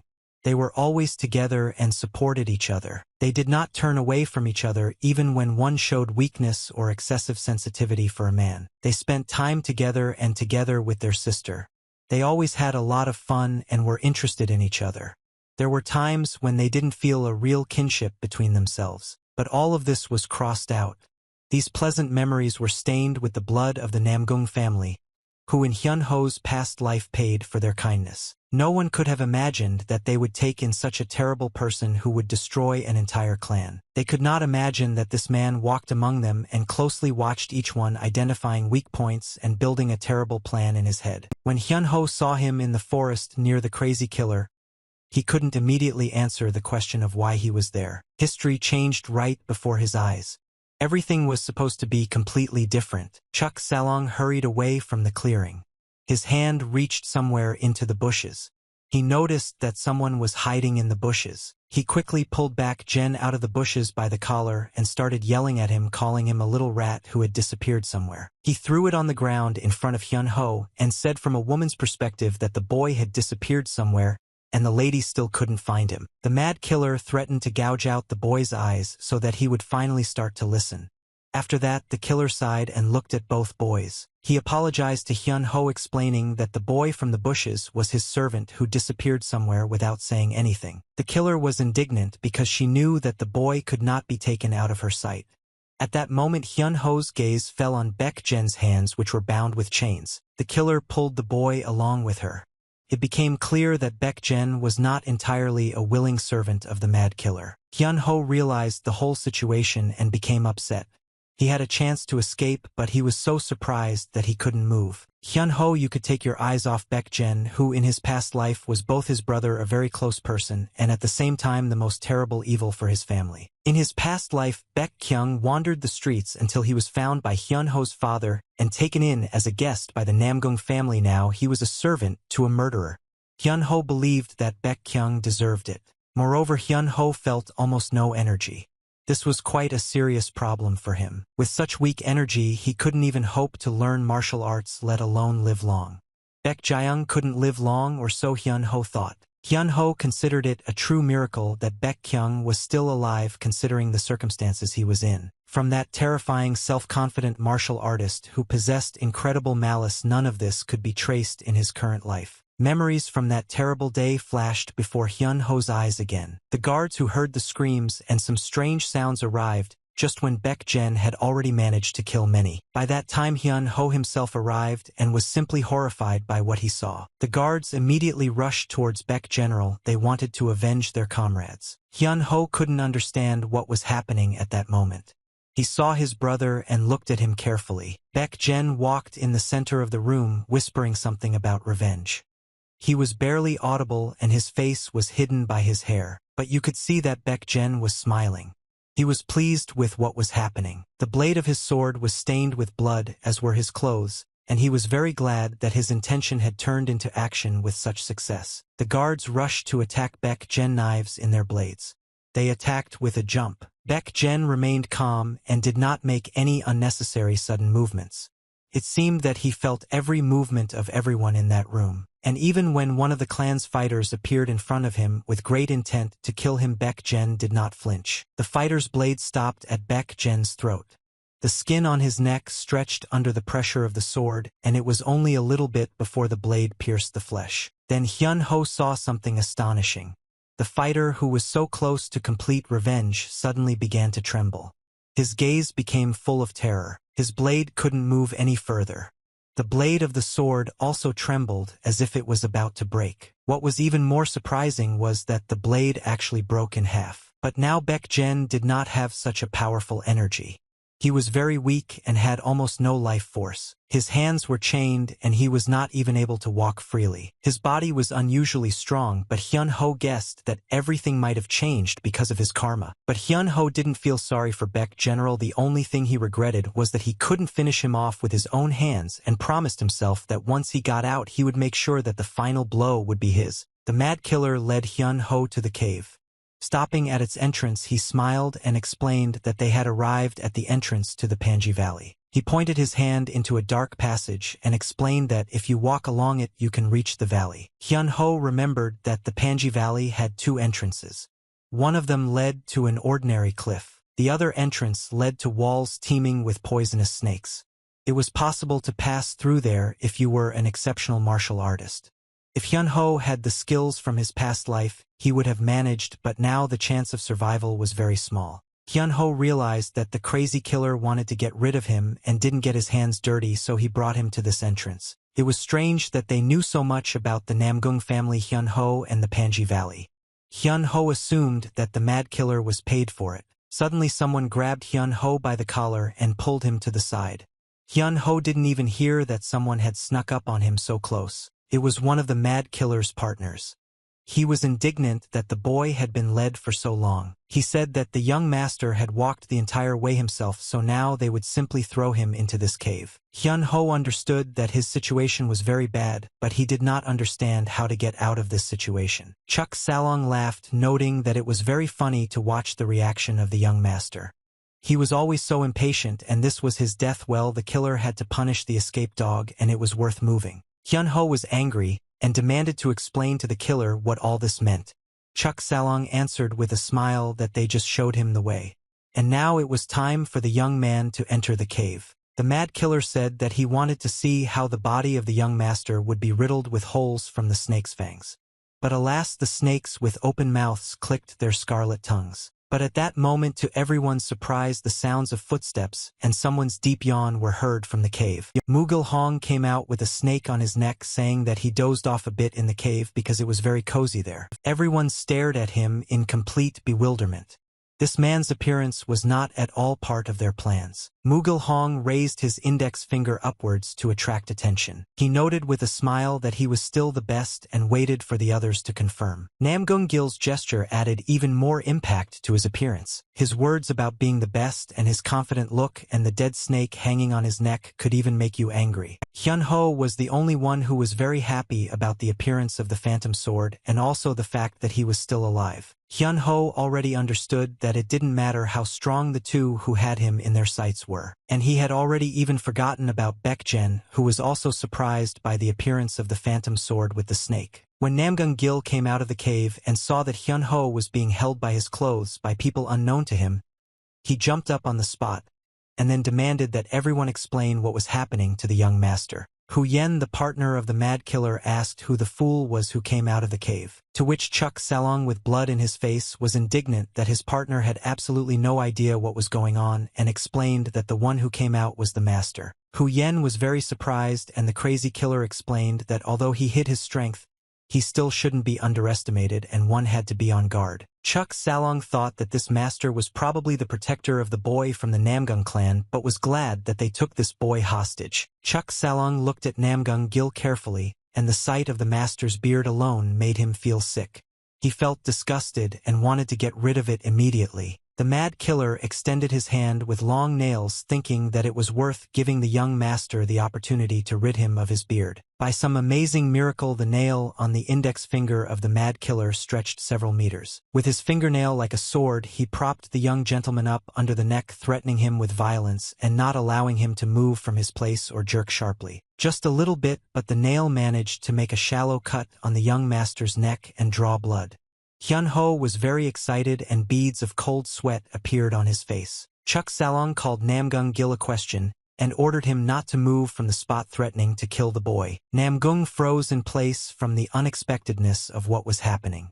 He had imagined his spectacular exit from the cave completely differently. Out of excitement, he even dropped the dead snake from his hands and showed that he was not going to move even his hands until the situation calmed down. After that, he chuckled and asked if the killer was sure that he would kill the boy if he moved. He was not going to follow the lead of some madman, and shouting that Chuck Salong could have killed the boy, he rushed forward. Neither Chuck Salong nor his assistant Hu Yen nor even Baekjen had time to even realize what was happening. Just as abruptly as he had jumped up from his place, Namgung Gil stopped near the young master and touched the sword with the nail that was supporting his neck. He carefully probed this curious weapon with two of his fingers just near Hyun Ho's head. Then Namgung Gil added another hand and began to pat the wonderful sword on both sides. Then he almost started to spin this sharp but strange weapon very fast.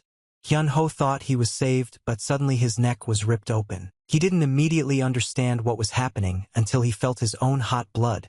He couldn't imagine that the phantom sword was capable of this. Hyun Ho looked at Namgung Gil, who smiled and noted that it was said that the boy would die if he moved. He touched the mad killer's monstrously long nail again and pulled it towards himself. Chuck Salong was very angry. He gritted his teeth in frustration but did not move from his place. Namgung Gil said that if the killer had done everything right, the young master's head would have been torn off.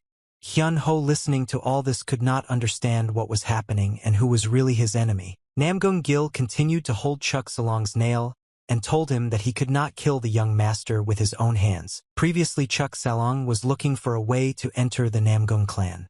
When Namgung Gil said this, the mad killer rolled his eyes, realizing that this master was truly the young master's protector. Although it was strange that this man was the young master's protector, since his clothes were different from those of the Namgung clan. But Chuck Salong agreed with Namgung Gil.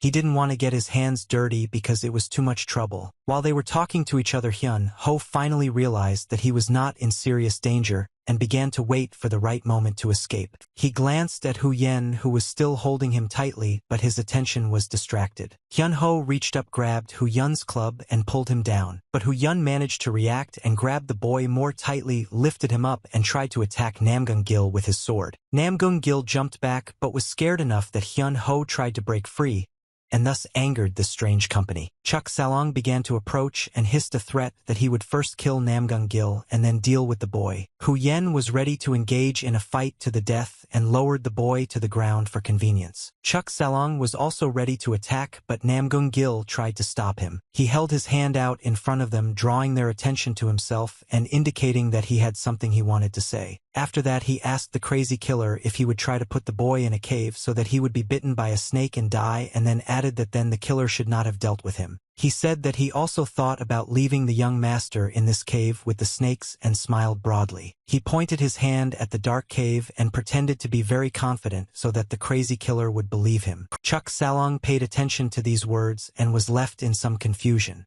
He was completely confused. Was this master one with the young master, or was he his protector? Hyun-ho managed to believe your escort and tried to be indignant at this turn of events. He screamed, demanding that Namgung-gil explain himself to him.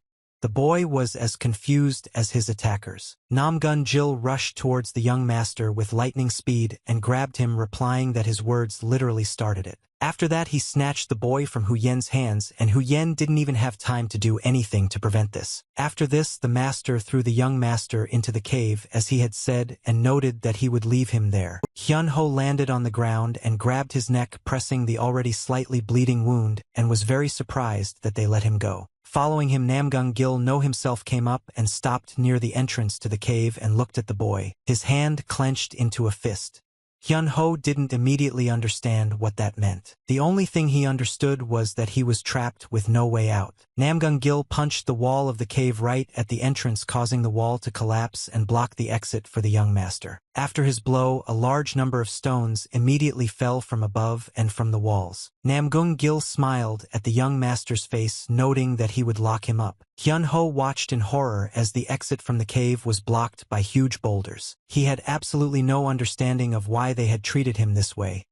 He had never done anything terrible before that would have deserved such punishment. A few more small stones finally fell to the floor of the cave. They rolled right up to Hyun-ho's feet as if to show that there was no longer any way out. Hyun-ho was still sitting on the ground, staring at the blocked passage, not understanding what he should do next. He couldn't believe that Namgung-gil had actually locked him in that cave and left him alone.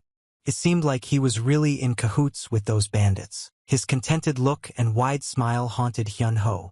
He didn't understand how he could smile while knocking down the clan leader's son in the snake cave. Hyun-ho leaned on his hand to try to stand up. He was very angry about what happened to him. He was even more angry at this half-baked master who played such a terrible joke on him. Hyun-ho's father gave him a chance to help his family, and Hyun-ho didn't want to admit that he lost that chance. He was furious that some beggar dared to cut his throat and managed to conspire with the robbers. Hyun-ho wondered if this was revenge or if the beggar had really gone crazy, if the rumors were to be believed. But overall, nothing mattered to the young master. He only knew that he had to find the strength within himself to get out of the cave and try to fulfill his plan. Suddenly he felt a strange sensation, and it seemed to him that he even saw a glow around his body. He began to guess what was happening. This made him even more angry. The feelings inside him were seething and mixed up. He was in a kind of stupor and still could not move from the spot. This strange feeling and some kind of glow that seemed to him meant that he had now become the head of the Namgun clan. He was the head of the clan in his past life, and now he was going to be the head of the clan in this life. He screamed that he didn't deserve to be treated like that. Images from the past began to appear before his eyes. That day when he became the head of the clan and everyone bowed their heads before him. He screamed so loudly that the bleeding from the wound on his neck increased, and he began to cough and spit out his own blood. He felt that his strength was running out. It seemed that he was close to the end and was worried that he had finally lost. He understood that he wouldn't last long with such a wound and tried to calm down to figure out what to do next. He sat in the lotus position and tried to put all his thoughts in order. He tried to meditate despite the fact that he resisted himself. He ordered himself to calm down, saying these words for a very long time. He was in complete despair, it seemed to him then.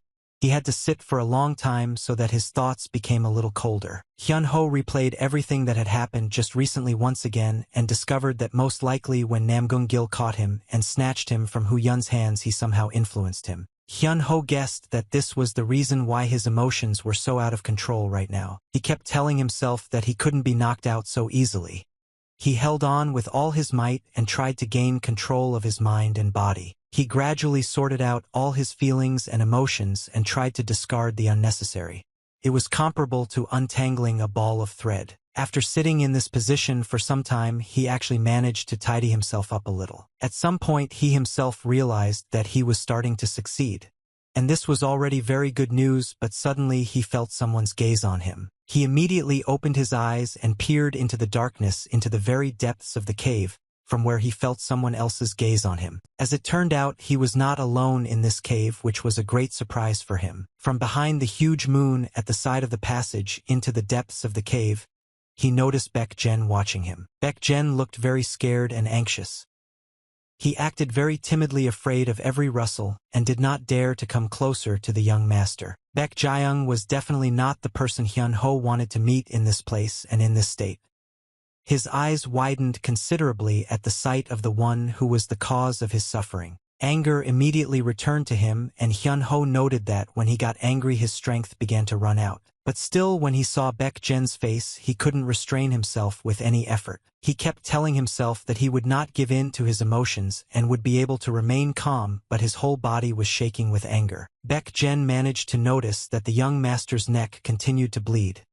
All of his clothes were soaked in a large amount of blood. This scared Baek-jen very much, and he could no longer stay away. He jumped up and ran to the young gentleman, wanting to help him and stop the bleeding. Hyun-ho tried not to pay attention and sat with his eyes closed, trying to get his feelings back in order and get rid of the anger that was bothering him. Baek-jen carefully walked up to the young master and lightly touched his shoulder, but he showed no reaction. But Baek-jen felt an incredibly strong energy coming from the young master. Hyun-ho's energy was so powerful that Baek-jen was thrown back several meters, as if struck by lightning. Baek-jen hit the rock wall of the cave hard and coughed violently several times, spitting out blood. Hyun-ho was still in the same place and looked as calm as if nothing had happened.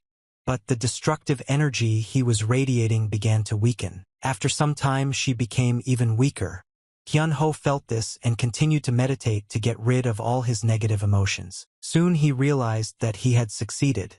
He felt calm and his body no longer trembled from the excess of feelings. Hyun-ho touched the wound on his neck and found that the bleeding had stopped. He glanced towards where Baek-jen was sitting, having been pushed back by the energy, and realized that the bleeding had been transferred to him. Baek-jen looked completely exhausted.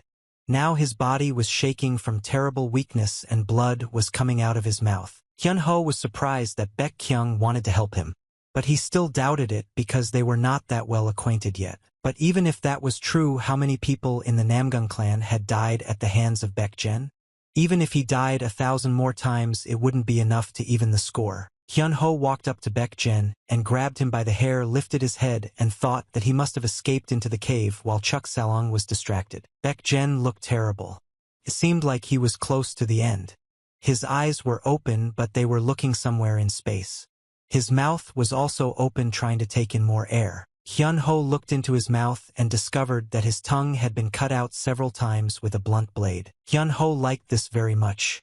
He thought that this person fully deserved it. He planned to kill Baek-jen slowly by causing as much pain as possible, but he couldn't do it right away or he would use up his last strength. He didn't suspect that they would meet so soon, and for a long time he couldn't believe it. He thought that even if everything didn't go according to plan, but he could still kill Baek-jen in the cave, then his biggest problem would finally disappear. His hand involuntarily clenched into a strong fist which was covered with bulging veins. He stood next to Baek-jen and looked at him with complete disgust, thinking that in his past life he lived and now the opposite should happen. Hyun-ho wanted to live in this life and Baek-jen wanted to take his life. He wanted this man to die like a dog on the side of the road, and that's all he deserved. Meanwhile, there was a chase outside the cave, something Hyun-ho couldn't even suspect. Chuk Salong and Hu-yun didn't want to let Namgung-gil go so easily. They thought that Namgung-gil should have simply locked the boy up and didn't understand why he continued to pursue him. Namgung-gil was very curious about something, and he didn't hesitate to ask Chuk Salong whether he was a man or a girl. He noted that he could not resist if he suddenly had questions. He openly laughed at the crazy killer because here he looked really very strange. This undoubtedly hurt the mad killer very much. He was furious at such jokes directed at him. He kept cursing at Namgung-gil, and perhaps he could have done something to him if he had been lucky enough to catch up with the master. Chuk Salong shouted to Hu Yen that they had to leave and there was no point in fighting anymore. Chuk Salong explained that they had achieved their goal and there was nothing else to worry about. He asked his partner to leave Namgung-gil because they could lose a lot of strength if they didn't stop. Chuk Salong was able to intercept Namgung-gil at the same moment and forcefully pushed him aside, noting that people like him were worth being wary of. But he himself could not stay on his feet and began to fall.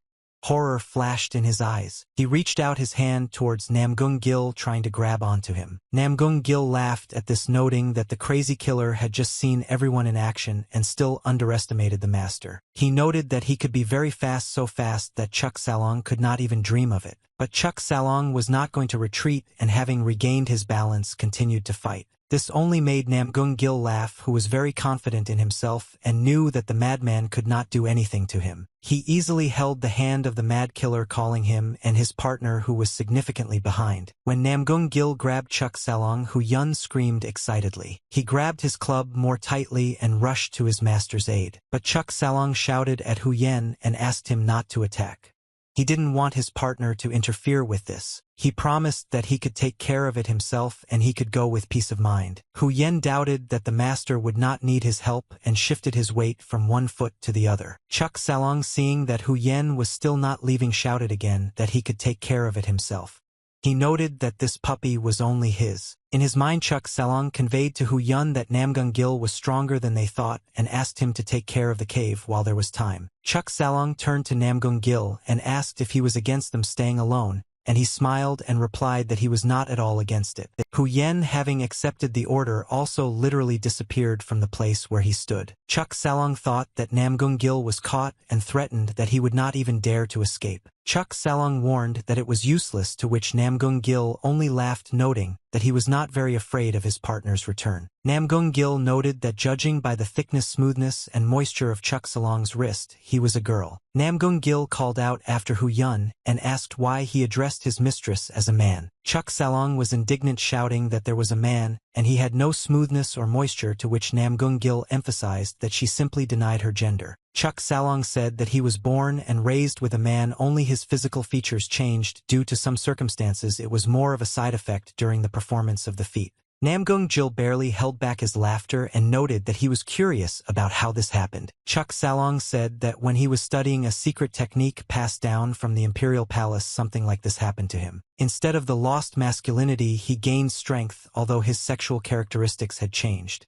In his mind, he turned to Hu Yen and asked him to set up an ambush, then he would look up. Chuk Salong continued talking to Namgung-gil and explained that his sexual characteristics had not changed, they had changed a lot. He noted that he would show everything since it was very difficult to explain it in words, and mentally conveyed the command to Hu Yen to get ready. Chuk Salong reached for the collar of his robe as if wanting to open it, but at the same time Namgung-gil asked if his technique was accidentally made from a silky flower. Chuk Salong couldn't even imagine that this guy could know the silky flower and immediately asked where he was from. Chuk Salong immediately received a reply from Namgung-gil that it was him.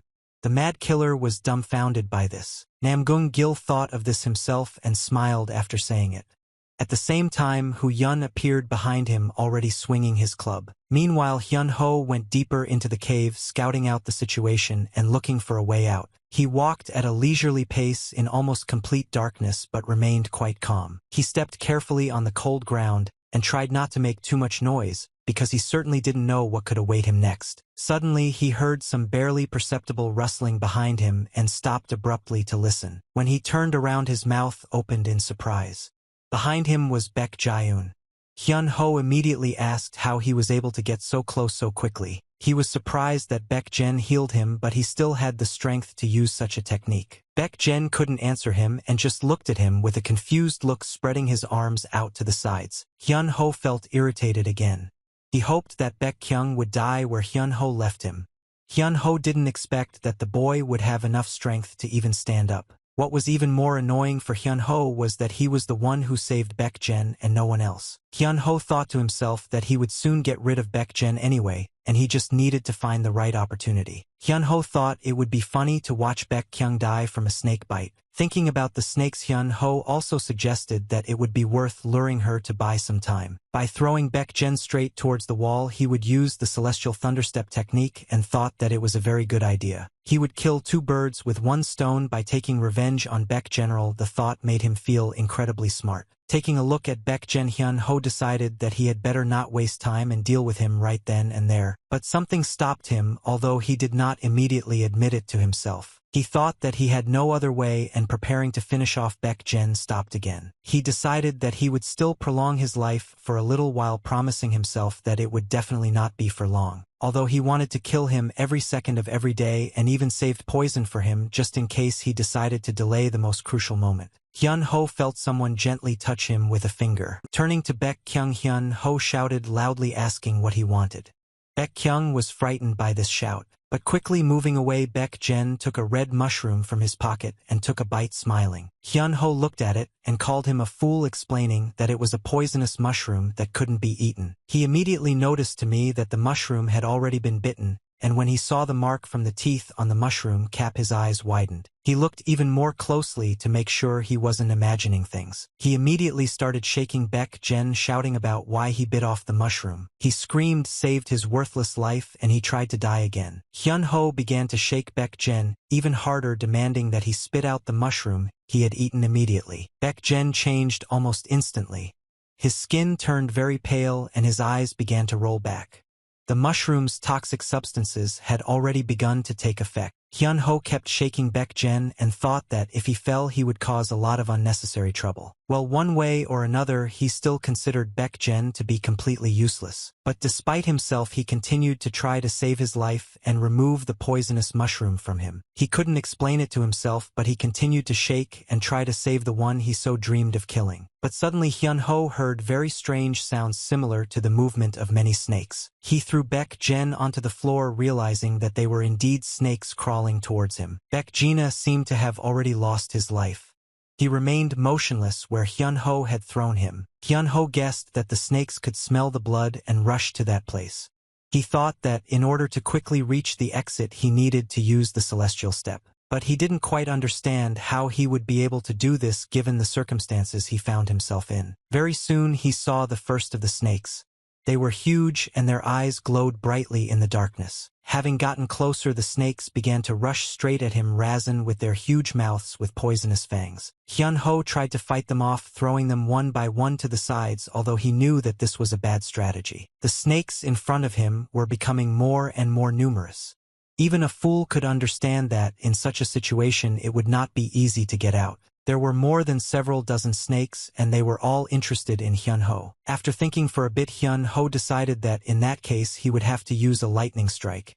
He had no other choice. Well, to his great surprise, at that very moment Baek-jin, who seemed to have lost his life, stood up and sat on the floor of the cave. Immediately after that, Baek-jin stood up and spread his arms out to the sides, closing Hyun-ho with himself. He began waving his arms up and down as if he was about to fly into the air, meeting a huge number of very poisonous snakes. Hyun-ho looked at him, completely confused by what was happening.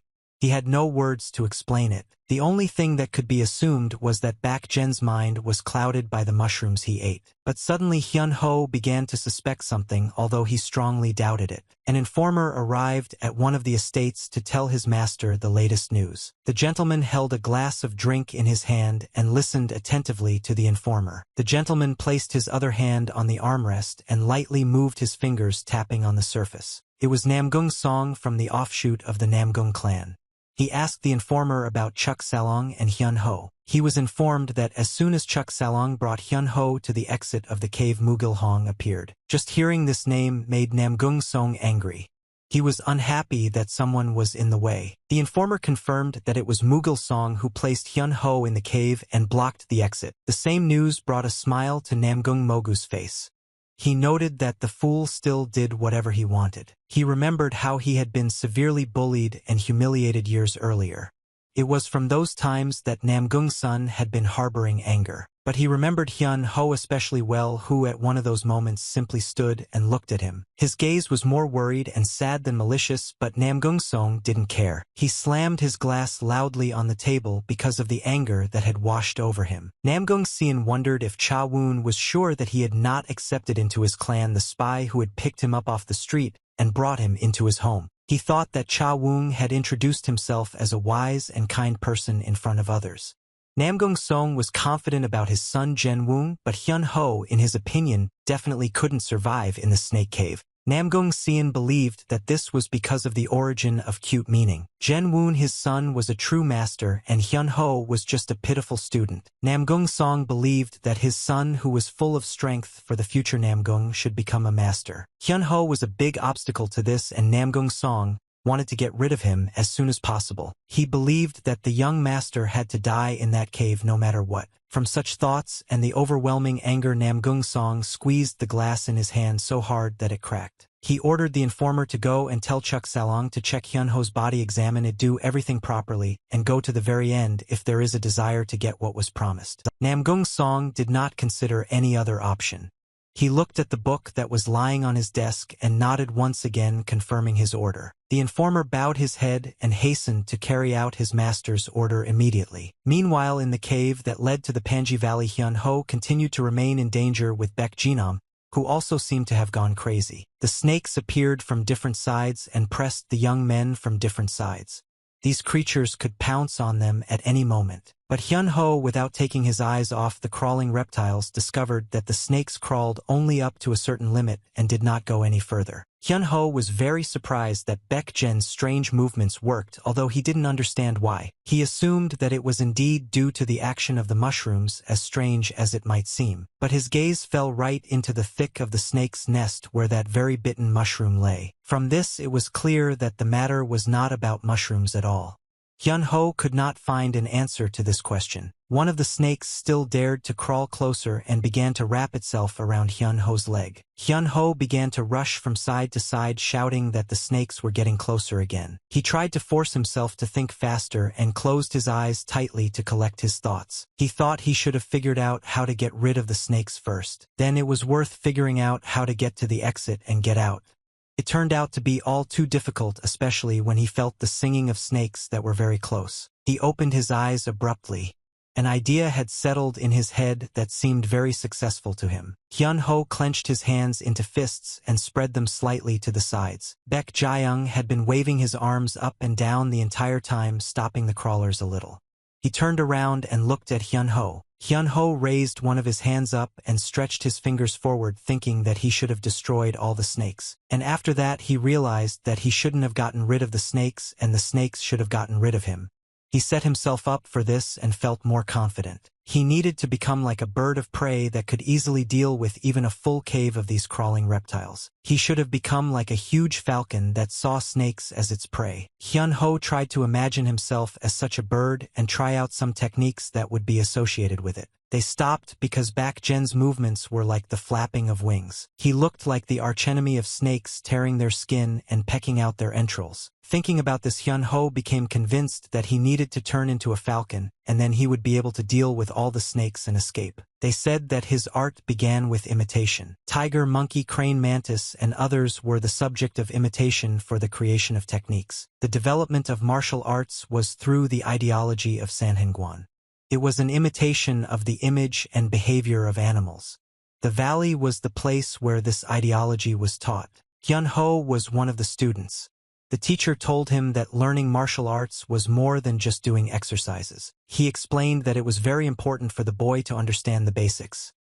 If the head was filled with thoughts, then there was no more room for anything new. The master explained that this was why the master's consciousness had to be clear. Hyun Ho understood that he had to free himself from the burden first. But the training was terrible for him and repeated over and over again, but thanks to this experience he was who he was. Having overcome himself using all the teachings of his master, he achieved that very success. He reached the valley of Manga. He was incredibly happy. He came out of the cave with his head held high and full of confidence. Coming out of the cave, he stopped and looked around.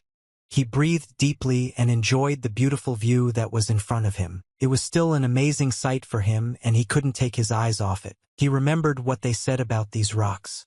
If a person fell down, he would die immediately, and not a single bone of him could be found. Following Hyun-ho, Baek-jen also came out of the cave, who didn't seem to be planning to leave Hyun-ho, and didn't even imagine that he wanted to kill him. But as soon as he left the cave, Hyun-ho immediately flew up to him and grabbed him by the collar, pulling him towards himself. He lifted Baek-jen up without saying a single word. He thought that this place was perfect for killing Baek-general. No one would be able to find a single trace of this man. Hyun-ho was sure that Baek-jen was no longer of any use, and now was the time to get rid of him. He no longer saw any point in leaving him alive, and with these thoughts he put his hand behind his back with a tightly clenched fist. He aimed straight at the face of the young man, who did not even understand what he had done wrong to the young master. Suddenly the sound of a sword swinging was heard very close to the head. The young man reacted quickly and caught the blade that was flying towards him with just 2 fingers. Namgung-gil looked at Chuk Salong with an unperturbed face and even a slight grin. He spoke to both of them, saying that they had promised that it would only take a minute.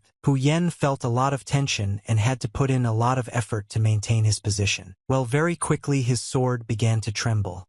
He could not surpass the master's strength. Hu Yen now understood who he was dealing with, but it was already too late. Namgung-gil was so strong that he could withstand all of Hu Yen's strength with just 2 fingers on one hand. It took no effort for him to hold back Hu Yen's onslaught. Namgung-gil noted that if they couldn't keep their promises, then they shouldn't have thrown them away and pushed the sword back. This was enough to send Hu Yen flying back some distance to his master Chuk Salong. Chuk Salong noted what an unusual technique the master used, and you said out loud that Namgung-gil really did use forbidden techniques. Namgung-gil stretching confirmed this and explained that however his skills were imperfect and the original manuscript describing the technique had long since disappeared, and only a copy remained compiled by him from the remaining notes, and congratulated Chuk Salong on his gender change. Chuk Salong was seething with anger and began to loudly curse at Namgung-gil for copying techniques. Namgung-gil continued to stand and smile, not saying that he just wanted to stand out and just in case used other hieroglyphs. They are the same as in the original. He noted that someone who was smart enough could easily distinguish them from each other, but for the stupid and uneducated this was unattainable. Chuk Salong became even more angry and was literally shaking from the emotions that overwhelmed him. Chuk Salong shouted that then he should change his gender back because there was no point in living like that if there was no opportunity to be the strongest. Namgung-gil replied that he couldn't return the floor back because once it fell it couldn't be raised again. He asked Chuk Salong to forget about it and be complete with a woman, but noted that he could still help him. Meanwhile, Hyun-ho and Baek-jen were still near the exit of the cave to the Panji Valley. Hyun-ho held his fist near Baek-jen's face just before he had the strength to actually hit him. Baek-jen was trembling with fear, but he didn't try to escape from Hyun-ho's arms. Hyun-ho was even more angry, but this time at himself because he couldn't do anything. He threw Baek-jen back with all the strength and anger he had. When Baek-jen began to fall, his robe opened, and the same scars as Hyun-ho's appeared on his chest. Hyun-ho couldn't take his eyes off those scars. The story was getting more and more interesting. Hyun-ho froze in place, his eyes wide open. He couldn't even speak right away. This strange feeling did not leave him, and now he saw these scars on Baek-jen's body. This wound was different from all the others, something Hyun-ho noticed immediately as soon as the robe opened. He tried to pull off the fact that their scars were similar, but it was impossible. He ran up to Baek-jen and started shaking him again, demanding that he explain what it meant. Hyun-ho yelled at the boy, demanding that he answer the question, and did not stop. Then Hyun-ho came to his senses and remembered that Baek-jen couldn't answer because his tongue was cut out, and this made him even more angry. He put Baek-jen down and took a few steps back. He felt a certain hopelessness. Hyun-ho looked up at him and twitched in that position for a moment. He tried to control himself, understanding that now he needed to find out much more, and it was impossible to kill Baek-jen. Out of anger, Hyun-ho began to punch a tree that grew nearby. He hit once and then again and monitored his self-perception. Then he started beating the tree without stopping. He couldn't believe that after coming all this way and meeting Baek-jen he couldn't kill him. Baek-jen stood in the same place and shook his head in fear, but for some reason he did not leave. He watched them as Hyun-ho rushed around and screamed. Hyun-ho noted that every time he wanted to kill Baek-jen there was a reason for him not to do it. It was unclear how this happened. Hyun-ho walked to the edge and looking over the cliff continued to swear, but to himself. Having released all his anger, Hyun Ho felt much better and sighed heavily. He needed to calm down. He understood that a series of troubles and meeting this offspring ahead of time should not affect his condition. He decided that they should move on and get as much information as possible. Hyun Ho thought that he could get there faster this time since he knew the shortcut. Before going down the cliff, he thought about what would happen if he failed to get any clues. After thinking for a while, Hyun Ho decided that in that case he would gut all of Baek Jen's insides, and until then he couldn't allow Baek Jen to die. Hyun Ho was confident in what he was saying and that the removal would find answers to the questions. He led Baek Jen along with him, or rather he was sure that he would find the sacred manuscript that was in the valley. It was necessary to know about the precession. In the valley there was a secret archive of the Namgung clan with many writings. Hyun Ho was sure that there was probably more to learn about precession there. It was a technique that reversed any action. It wasn't just a description of techniques, otherwise there would be no reason to hide the manuscripts in the valley.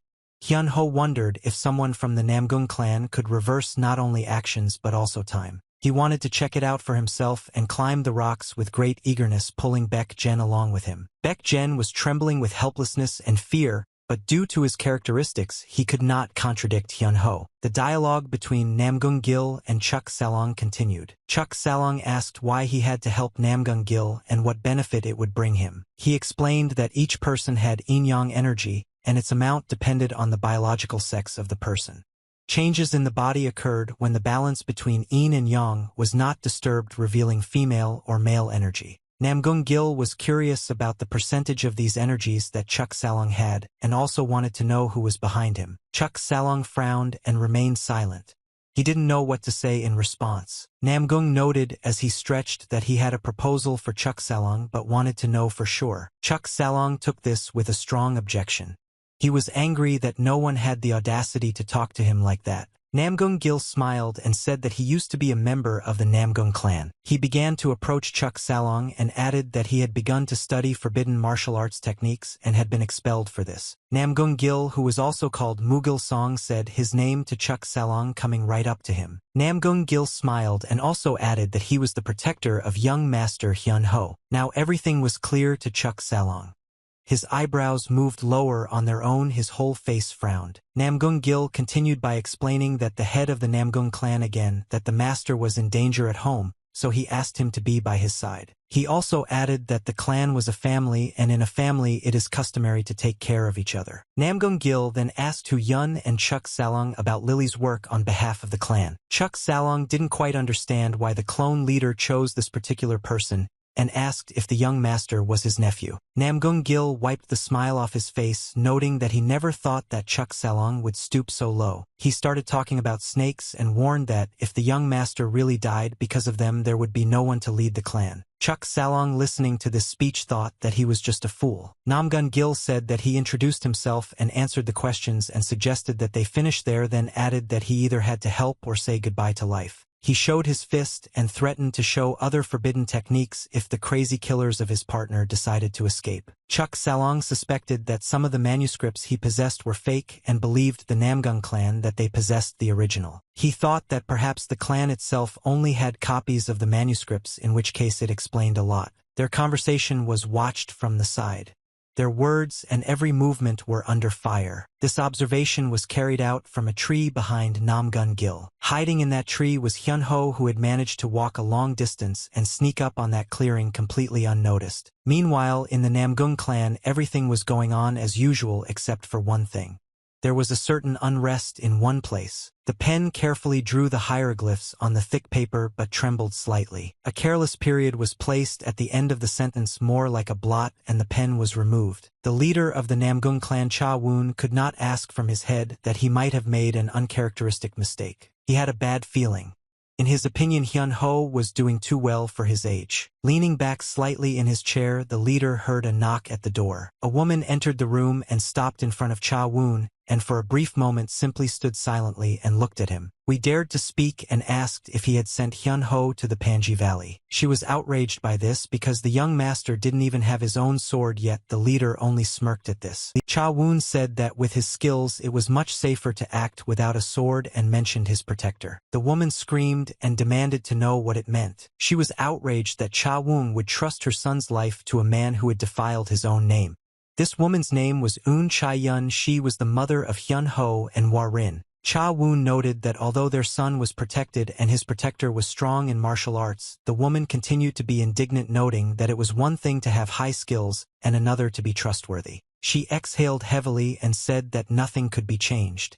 She warned her husband that if Hyun-ho was seriously hurt she would never forgive him. Hyun-ho continued to climb the rocks along the Panji Valley. He grabbed the cliff face with his hand and mentally rejoiced that this was his last effort. He reached his destination and felt exhilarated by it. As soon as he got to his feet, he felt a strong pull back and had difficulty staying on his feet. Baek-jen stumbled and ended up hanging on the vine that Hyun-ho had secured to his belt. I pulled Baek-jen up. Hyun-ho was indignant that they had come all this way and he fell down without strength. He shouted at him to open his eyes and called him names in every possible way because he suddenly decided to die and did not want to get up. With some effort, Hyun-ho was able to pull Baek-jen towards him and let him kneel on the ground to catch his breath and gain strength. Immediately after this, Hyun-ho approached the mountain and began to feel it with his hand, diligently looking for something. I have no patience. He started knocking in all places and then even started beating very loudly. He beat until he found a passage in one of the caves in this mountain. When many clans were raided, his father moved some things from the Panga Valley to another place, and that is when the manuscripts he needed were lost. He was glad that finally 2 years later he was in this place again. He walked forward into the cave with a confident step, but again he felt a tension. It wouldn't let him go. He turned around and looking at Baek-jen, who wasn't even crawling, he went forward again and with effort pulled the guy along with him. Hyun-ho, having passed the hiding place that his father had created, first turned on the flashlight. He immediately began to study all the manuscripts he could find sitting right under the lamp. By that time Baek-jen had already come to his senses a little and looked around with admiration. Hyun-ho didn't make any sounds other than the rustling of book pages. But suddenly he was distracted. Someone entered the hiding place after him and said that he knew that the young master would go to this place to study the manuscripts. Hyun-ho turned around very abruptly to the exit. He did not expect any guests to follow him. When he turned around, he saw Namgung-jil entering the hall. It was impossible to say that this guest was welcomed. The phantom sword looked very guilty, but he was very interested in the young master's reaction. Hyun-ho was speechless when he saw the phantom sword. Anger flared up inside him again. He immediately jumped up and ran towards Namgung-gil, clenching his fists tightly. He immediately started trying to hit him straight in the face, but Namgung-gil easily dodged all of his blows. He pushed the young gentleman to the floor and jumped very high as if he had no connection with gravity. He landed right behind Hyun-ho, who barely managed to turn around to face him. Hyun-ho decided to use the Heavenly Thunder technique, and without a second's hesitation he rushed forward with a new attack on your escort. He was blinded by his hatred and could not assess the situation, so he continued to attack his protector. Namgung-gil easily dodged this blow again and looked at the young master in surprise. Hyun-ho continued to attack and subsequent attacks were unsuccessful. Namgung-gil quickly studied the situation and thought that this could be a diversionary tactic. The real target was the sword behind him, which Hyun-ho immediately grabbed. He gripped the hilt tighter and pointed the sword at Namgung-gil, showing that he had no intention of retreating. Hyun-ho's gaze was full of anger and hatred.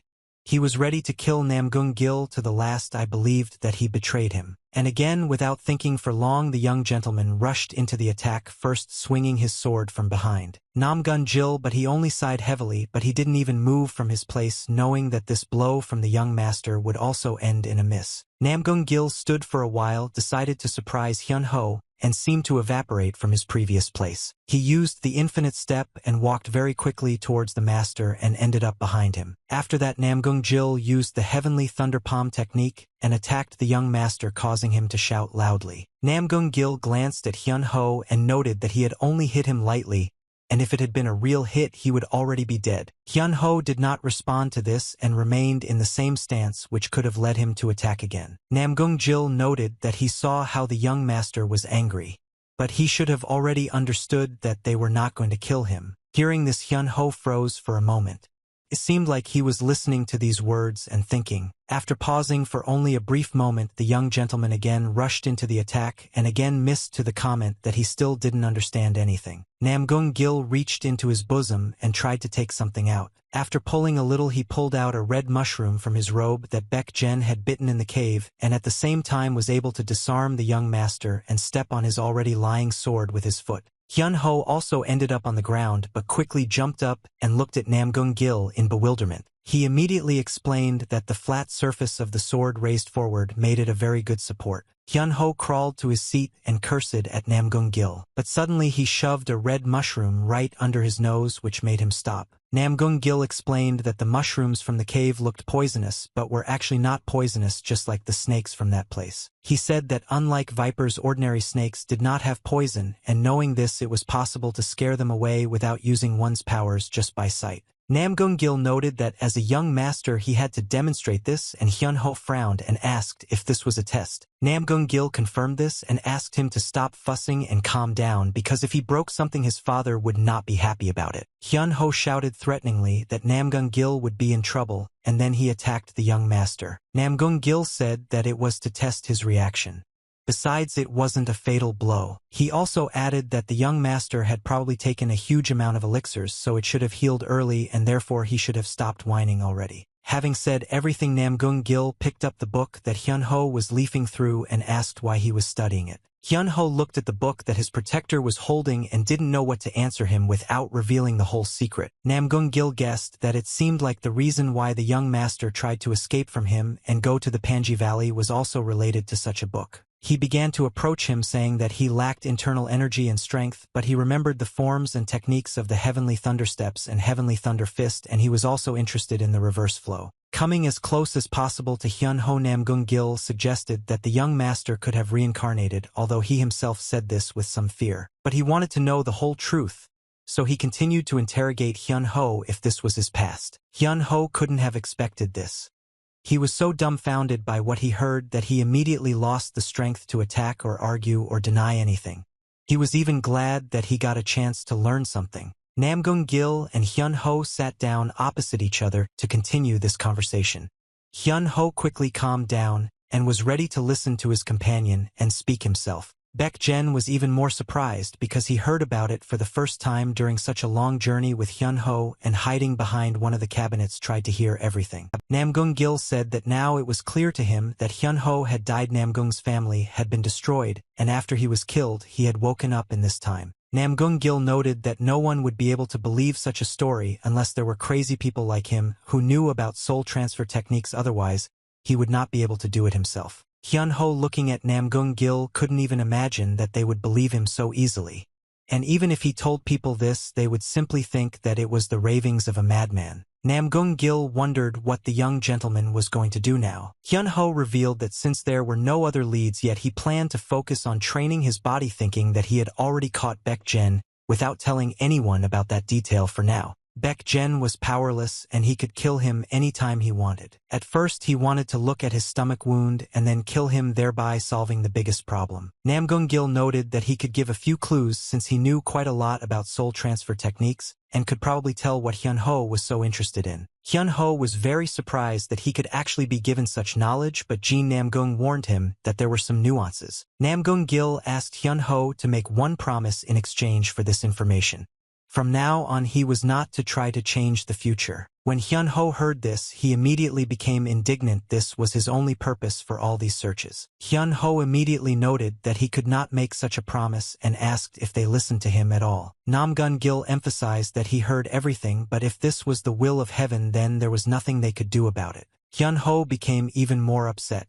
He was outraged that they had to let everything end in destruction. Hyun-ho assumed that it was only because it was about the clan he was kicked out of, but Namgung-gil denied this. He said that everything was much more complicated, even if Hyun-ho knew the future and eliminated the causes of the incidents in advance. What was going to happen would have happened anyway, no matter what Hyun-ho did. It was very difficult for Hyun-ho to hear these words. He couldn't fully comprehend them because in his head everything was much simpler. Namgung-gil said that from what he had heard, this was not a simple situation. There was a more global time flow that went beyond personal grievances. Just as life and death are inseparable, everything had a beginning and an end, and no one could rule forever. The war ended during the reign of the previous emperor, the country stabilized, and the fate of the military world began to deteriorate. If this was the will of heaven, they could not stop it by human efforts. The more Hyun-ho fought to prevent this, the more likely it was that everything would get messed up, according to the outcast master. He asked Hyun-ho not to brag about his clan and just focus on saving his life. The master also added that knowledge of the future did not make Hyun-ho special in any way, because if that were the case, he would not have been killed in his past life. Perhaps if he had been killed by an extremely powerful person, things would have been different, but he had no ability to resist the will of heaven. The sword fell to the ground with a crash, but was quickly picked up and put into battle. Baek Jen trained and achieved great success in martial arts. Many were amazed by his talent, which was revealed completely by chance, and if he had not been at court, he would hardly have been able to demonstrate such a thing while begging on the streets. At his age, to have mastered the basics of the laser sky sword to such an extent was extremely impressive, and Cha Woon felt sorry that Baek Jaeun was not his biological child. Baek Jaeun could have achieved great success in the art of ball control that was passed down only to the clan leader, and although Hyun-ho was talented, he was not up to Baek Jaeun's level according to his father. Unfortunately, Hyun-ho himself heard this and heard how some people felt sorry for Baek Jen and his lack of genetic relationship with the leader. Hyun-ho remembered everything he had experienced in his past life very well, and Namgung-gil's words left him with pain. He admitted out loud that his martial arts skills were not at the level to become the head of the Namgung clan or the leader of the military alliance. Well, even if he recovered his abilities as quickly as possible and the demands of life were still done to how high he could rise. He pretended to be stronger because the position of deputy head of the clan head was beyond his strength. He also stressed that, however, he was not so cowardly as to give up just because it seemed impossible. Namgun was indignant and noted that the young master was mistaken, and that this could provoke the wrath of heaven and lead to their faster destruction. Hyun-ho interrupted him, saying that in the end they all met the same end. He shouted that they were already set for destruction and the heavens had already abandoned them, so he had no reason to submit to their will any longer. Namgung-gil didn't respond to this and only looked intently into Hyun-ho's confused and disappointed eyes. It was surprising that the Namgung clan, which most of all sought to become like heaven, turned away from them. Namgung-gil laughed at Hyun-ho's words that they were doomed anyway and it didn't matter. He noted that if Hyun-ho had already decided everything, he could accept something from him. Namgung-gil took out some small cloth bag from behind his shirt. Hyun-ho couldn't even imagine at first what the master could give him. The master took out a small ball from the bag that was smoking and placed it on his palm and handed it to Hyun-ho. He explained that it was a poison flame monster's internal pill. I was so strong that the master couldn't swallow it, but nevertheless perhaps someday this pill could be useful to Hyun-ho. The master wanted to say what would happen if the young master managed to swallow the energy of this internal pill, but Hyun-ho interrupted him, saying that he would do it right away without further ado. This statement surprised the master very much, and he asked the young master again. Hyun-ho repeated that he wanted to do it right away and not wait for any other suitable moment. The master took a deep breath and then exhaled to make sure he heard everything correctly. He looked at Hyun-ho and asked if he had been talking to some crazy person the whole time. Hyun-ho replied that there was a possibility that he could lose it or that it would be taken away from him. If he had kept it with him, it was unlikely that a more opportune moment would have arisen over time. The master asked if the young gentleman wanted to say that there was still a way and that at least some hope was smoldering. The master noted that the poison of yam would cause his limbs to rot if he was poisoned, and it was also fatal to the dantian, and the youth would at least be unable to act. There was also no way to remove the poison even if an old man from the Sichuan clan came. Hyun-ho replied that he didn't need to remove it because he was going to absorb it as it was. The master was surprised that the young master said this after all the torment and really wanted to commit suicide. Hyun-ho replied that it was easier for him to control the energy when it was inside than outside. He explained that he would separate the absorbed poison from the inside concentrated in one place, and after that all he would have to do was cut the blood vessels connected to the place where the poison had accumulated. The master noted that this was nonsense. The only place where energy could be collected was the dantian. He did not believe that the young man could block it. Hyun-ho noted that there was another lower dantian that was not connected to the blood vessels. It was enough to simply connect a very thin meridian, inject poison into it, and then cut this meridian. The master's eyes widened, and he stared at the young master who had said all this. He didn't try to dissuade him, and Hyun-ho took the capsule and went back home. He began training intensively and spent most of his time practicing various techniques. He worked hard to improve and try to fulfill his plan. He was very diligent, but first and foremost for himself and not to prove his superiority to someone. Each time he worked with the sword better and better, although he trained on dummies and did not stand against strong opponents. He also used strong trees representing his enemies in them. The young man lowered his sword and tried to control his labored breathing. He knew he had weakened his grip, but being beaten by someone 2 years younger than him was a great shame. The young man thought that if he were in an official match, he couldn't lose. For Hyun-ho, this was a good achievement. A boy walked past Hyun-ho and called out to Il Pen. He shouted that Hyun-ho had returned but became agitated at the sight of him. Everyone around was saying that something was wrong with Hyun-ho. He was very gloomy and almost never smiled anymore. Many people had gathered in the square when Hyun-ho returned. Everyone looked very worried. Hyun-ho couldn't walk by himself. Namgung-gil carried the young master on his back and Baek-kyung followed behind them. Hyun-ho could hardly open his eyes and preferred to keep them closed out of complete helplessness. The boy whispered to the leader of the Cha-woon clan that his son's collar was covered in blood. Cha-woon bowed his head, thinking that this was the very reason he did not want to let his son go to Panji Valley, and tried to dissuade him from doing so. He did not understand why his son had to exhaust himself like that when the surroundings were so peaceful. Namgung-gil felt very uncomfortable as he walked through the crowd. The numerous glances irritated him greatly. He even thought that he should have left the young master at the very beginning to avoid so many glances on himself. When they were still in the hiding place in Panji Valley, Namgung-gil was outraged by Hyun-ho's decision and stabbed him to do so. He told the young master that connecting and cutting the blood vessels was easier said than done, and there was a risk that the poison could spread to other meridians, which was very dangerous. Hyun-ho explained that the second dantian was not connected to any meridian, including the 3 main ones, and had no circulation path. Hyun-ho raised his hand up, drawing attention to his 5 fingers. He noted that the probability of success was about 50%. With the help of someone who knew how to handle energy, it increased to 70%. These words made the master think deeply. He noted that Hyun-ho spoke as if he absolutely had to be helped. He explained that he could pretend to help, but in reality he would hinder. He was surprised that the young man trusted him. Hyun-ho admitted that he didn't really trust him completely and looked down at the floor, but he added that he still wanted to try. This was because the master was an eccentric person who studied forbidden techniques. He remembered all the times when he didn't have enough strength. In many situations, he simply had no chance of winning without the help of someone strong. Each time he faced problems that he could not overcome on his own. Hyun-ho remembered himself in his past life where despite his experience he was still weaker, and even Baek-jen had more potential than he did. He had a lot to go through and prove, not only to himself in the future, whatever it might be. But what angered him more was that he knew very well how much power Baek-jenya had, whom he had not been able to surpass before. No matter how hard he tried and what techniques he used, he could not defeat his sworn brother. This always took a lot of his energy, and after such competitions he took a long time to recover. Hyun-ho just dreamed that one day he would be able to plant the blade right in Baek-jen's eye, remember showing that he was weaker. He needed a power so great that he could cut off the neck of any enemy with one blow, as if it were the will of heaven. Baek-jen watched this with fear. He had many questions that he could not voice. He was scared but did not know what to do about it. Namgung-gil ruffled his hair and let out a small laugh. He tried to scare Hyun-ho many times, but instead he got scared himself, and now he was even a little excited, which he openly shared with the young master. He noted that if he really had 2 dantians, it was worth trying.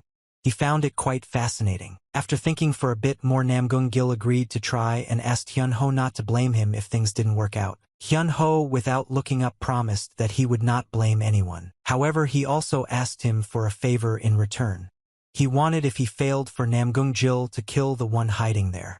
He asked him to commit this murder in his own name and demanded an oath. Namgung-gil was by the young master's side as he lay in bed. After staying with Hyun-ho for a while, Namgung-gil left his chambers and walked down the corridor at a leisurely pace. Baek-jen didn't seem like a bad person to him at all. He couldn't believe that because of him the Namgung clan would be destroyed. He didn't believe that the clan could be destroyed by one person no matter how much the plan might have fallen into disrepair. Namgung Gil thought that there must have been other hidden reasons. The doors from the street slammed loudly just at the moment when Namgung Gil was nearby. The leader of the Cha Woon clan ran to his son's chambers saying that he heard that Hyun Ho was seriously injured and asked Namgung Gil to tell him what happened. Since this was a secret, the master decided to add a little lie and said that Hyun Ho was poisoned by assassins who were waiting for them on the way knowing their arrival. The leader thought for a moment and suggested that it could have been his brother, there could not have been other killers. Namgung Gil Stretchhyun said that he lost sight of Hyun Ho halfway there because he really didn't want to be there even if it could kill him. Namgung Gil asked the leader not to worry, explained that I had been taken out and his son was now recovering. Fortunately, Namgung Gil managed to isolate the poison and contain it in the second lower dantian, of which the young master actually had two. They succeeded, but the problem was that Hyun Ho did not open his eyes. The master assumed that the youth could have simply exhausted his strength by circulating energy all day. The master hoped that the young man would not lie like that forever, and in fact he was very worried about him. Cha Woon stood nearby and was glad that Hyun Ho's mother and his sister had left and did not see all this. If the mother saw her son in such a state, she would definitely go crazy and try to kill Cha Woon's brother. The leader asked the master what kind of poison it was, and then he told him that it was a devastating poison called gongdok. He paralyzed the victim, who was then thrown into a cave where he was mauled to death.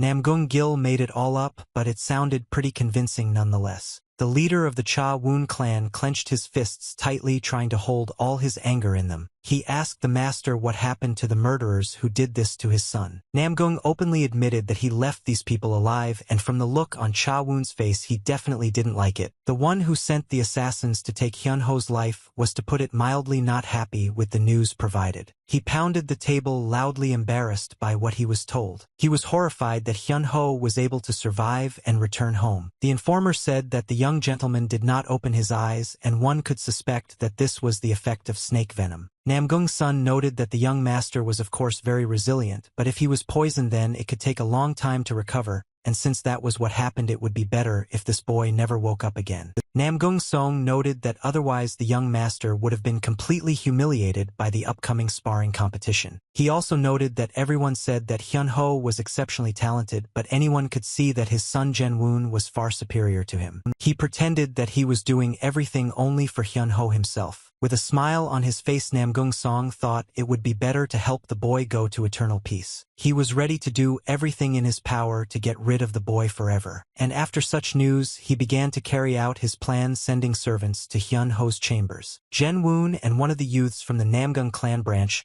led by Namgung's son, came to the heart of the Namgung clan. They stood silently for a while, looking around and listening. Jen Woon said that it seemed that Hyun Ho's condition was really bad, and there was no way he could compete in a sparring match. He hoped that he would finally win after losing to the clan's side branches every year. Well, his friend chuckled and frowned and replied that Hyun Ho wouldn't have won anyway. This surprised Jen Woon very much. He did not understand what exactly his comrade meant. They very carefully, without making any unnecessary sounds, began to descend from the hillock towards Hyun Ho's chambers. They walked one after another, trying not to shuffle their feet excessively and not to attract unnecessary attention to themselves. Jen Woon did not calm down and tried to understand what his comrade meant and asked if she wanted young master Hyun Ho to lose. He replied that no matter how much effort was put into it, no one could involuntarily achieve innate talent. Jen Woon rudely stated that the eldest son of the clan side branch was strong, but the young master was still one of the most outstanding talents among the younger generation of Namgung. Well, his comrade noted that even if he was exceptional among people, his divine talent was on a different level, and therefore those who were simply average had better not overdo it and live in moderation. He was not shy and did not mince words when he emphasized that sometimes terrible things happened when a person did not know his place. Jen Woon began to get angry, not understanding how he dared to speak so rudely about the young master, and ordered him to stop. A patrol of 3 people was posted near the young master Hyun Ho's chambers. It was worth trying to get through them unnoticed and get into Hyun Ho's chambers. Hyun Ho still remained lying in his bed without opening his eyes and without coming to his senses. He was alive, well, deeply lost in his consciousness. He did not have the strength to break out and come to his senses. He had different dreams. They had no particular colors, only his own experience. In one of these dreams he walked barefoot on a very cold floor. There was nothing around him. He was in emptiness, but he continued to confidently walk forward. But suddenly some outlines began to appear in front of him, and then they acquired a clear form. He saw himself in front of him sitting at a desk and sorting through various papers. Then he saw himself training to handle a sword and mastering techniques. But Hyun-ho didn't stop for long and continued to walk forward into nowhere. Soon very large doors appeared right in front of him and he stopped near them. Without thinking twice, he grabbed the handles with both hands and tried to open the doors. Behind the doors he saw himself again. He was in the role of the clan leader and one of the guards was running towards him. A young man from the guards shouted that the northern gate had been breached and a man was heading straight for the estate. He insisted that the leader evacuate because the enemy could appear at any moment. Hyun-ho was calm and asked if the guards were sure it was Baek-jin. The guards said that it was a master in yellow clothes with white hair armed with a black sword. And it could not have been anyone else with such a level of skill. Just a little while later the guard shouted that Baek-jin had finally reached the estate. Baek-jin stormed into the hall swinging his sword and killing everyone he met along the way. Very quickly he reached the guard who reported everything to the leader. Baek-jin killed him right in front of the leader. Hyun-ho's eyes were filled with wild horror at what he had seen. The long white hair of his adopted brother, who had done something terrible, was reflected in his pupils. Shouts echoed throughout the hall. Baek-jin's name was in the air. Hyun-ho tried to reason with him and stop him. Hyun-ho shouted at his brother asking how he dared to betray the Namgung clan. He cursed him in every possible way and called him names, want your sword, and being ready to cut off this man's head. Baek-jin didn't say a word and rushed to attack. The only thing he could do was to take the life of the clan leader. He used his own sword technique A after Chongren Rakrak descending spirit and swung at Hyun-ho. It only took one blow to hit the target. There was a huge wound on Hyun-ho's neck. Hyun-ho, watching this dream, was terrified again. He remembered every moment from that day perfectly and now he had to watch everything from the side. In the hiding place in the Panga Valley, he checked with Master Gil to see if this meant that he had fallen into demonic deviation not because of the energy infusion. Namgung Gil said that the energy was poured in to hold him and not to cause his deviation, and therefore he fell into demonic deviation for another reason. Asked to think about where his original body soul was if he returned to the past. He asked to think about where the original soul of 14-year-old Namgung Hyun-ho was, and he himself gave the answer that the soul was inside him. He explained that this young soul was clashing with him, making his emotions unstable. This meant that even if Hyun-ho sealed the poison in another dantian and lost control again, and became enraged, he might explode, so he had to suppress the young soul as much as possible. He had to control his emotions to the limit. He had to become detached in order to save his life. Hyun-ho couldn't hold back and tears started to flow from his eyes and he muttered asking Baek-jin why he did that. Hyun-ho couldn't find a place for himself, but he couldn't go anywhere. He kept asking why Baek-jyeong betrayed the clan and betrayed his brother. Hyun-ho's whole body was shaking violently. He reached his hand to his face to wipe away his tears. I don't understand why everyone has to go through this again. In his dream, he sat in his own head from the past asking if he wanted to change everything and protect his clan. He thought he could do it and change the future even if he had to challenge fate itself. But he couldn't do it if Hyun-ho's young soul stayed with him. He had to get rid of all the feelings and emotions that arose in him. He couldn't sympathize anymore. Fear must now become incomprehensible to him too. He must be cold-blooded and calm. He was no longer allowed to laugh or enjoy anything. He shouldn't have felt rage because it could completely consume him and deprive him of the opportunity to change his fate. He could no longer be sad and drop tears on the floor. He had to learn great self-control, and even the young soul that wavered under the influence of all these emotions he had to erase. He didn't care that he might lose his humanity. He just didn't want to lose anymore. This dream finally made the young master wake up. Hyun-ho opened his eyes just a little. He immediately realized what had happened.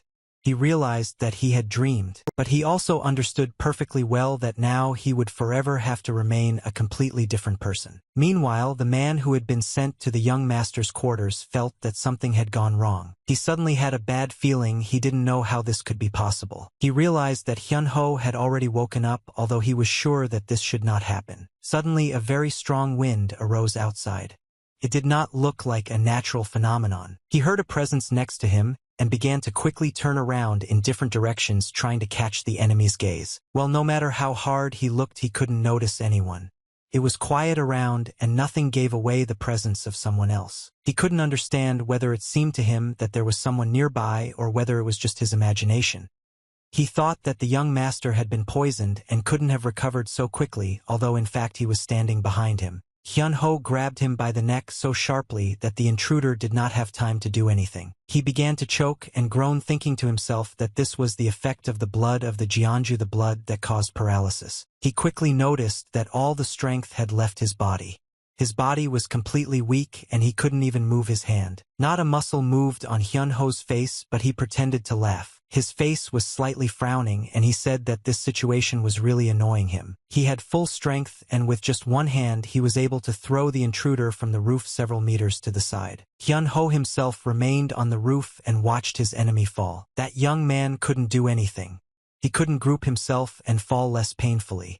He was paralyzed. Hyun-ho stood for a while and then jumped from the roof in the direction where his enemy fell. He quickly found him among the bushes and grabbed him by the robe. Hyun-ho pulled the young man towards him, believing that he had not yet received his due. Hyun-ho lifted him off the ground, looking at the young man with great contempt that could only be seen in his eyes. He asked why the young man was on someone else's rooftops in the middle of the night and asked if he hoped that the young gentleman would not wake up. He noted for himself that the family did not move at all, and he could not answer a single question. He couldn't believe it.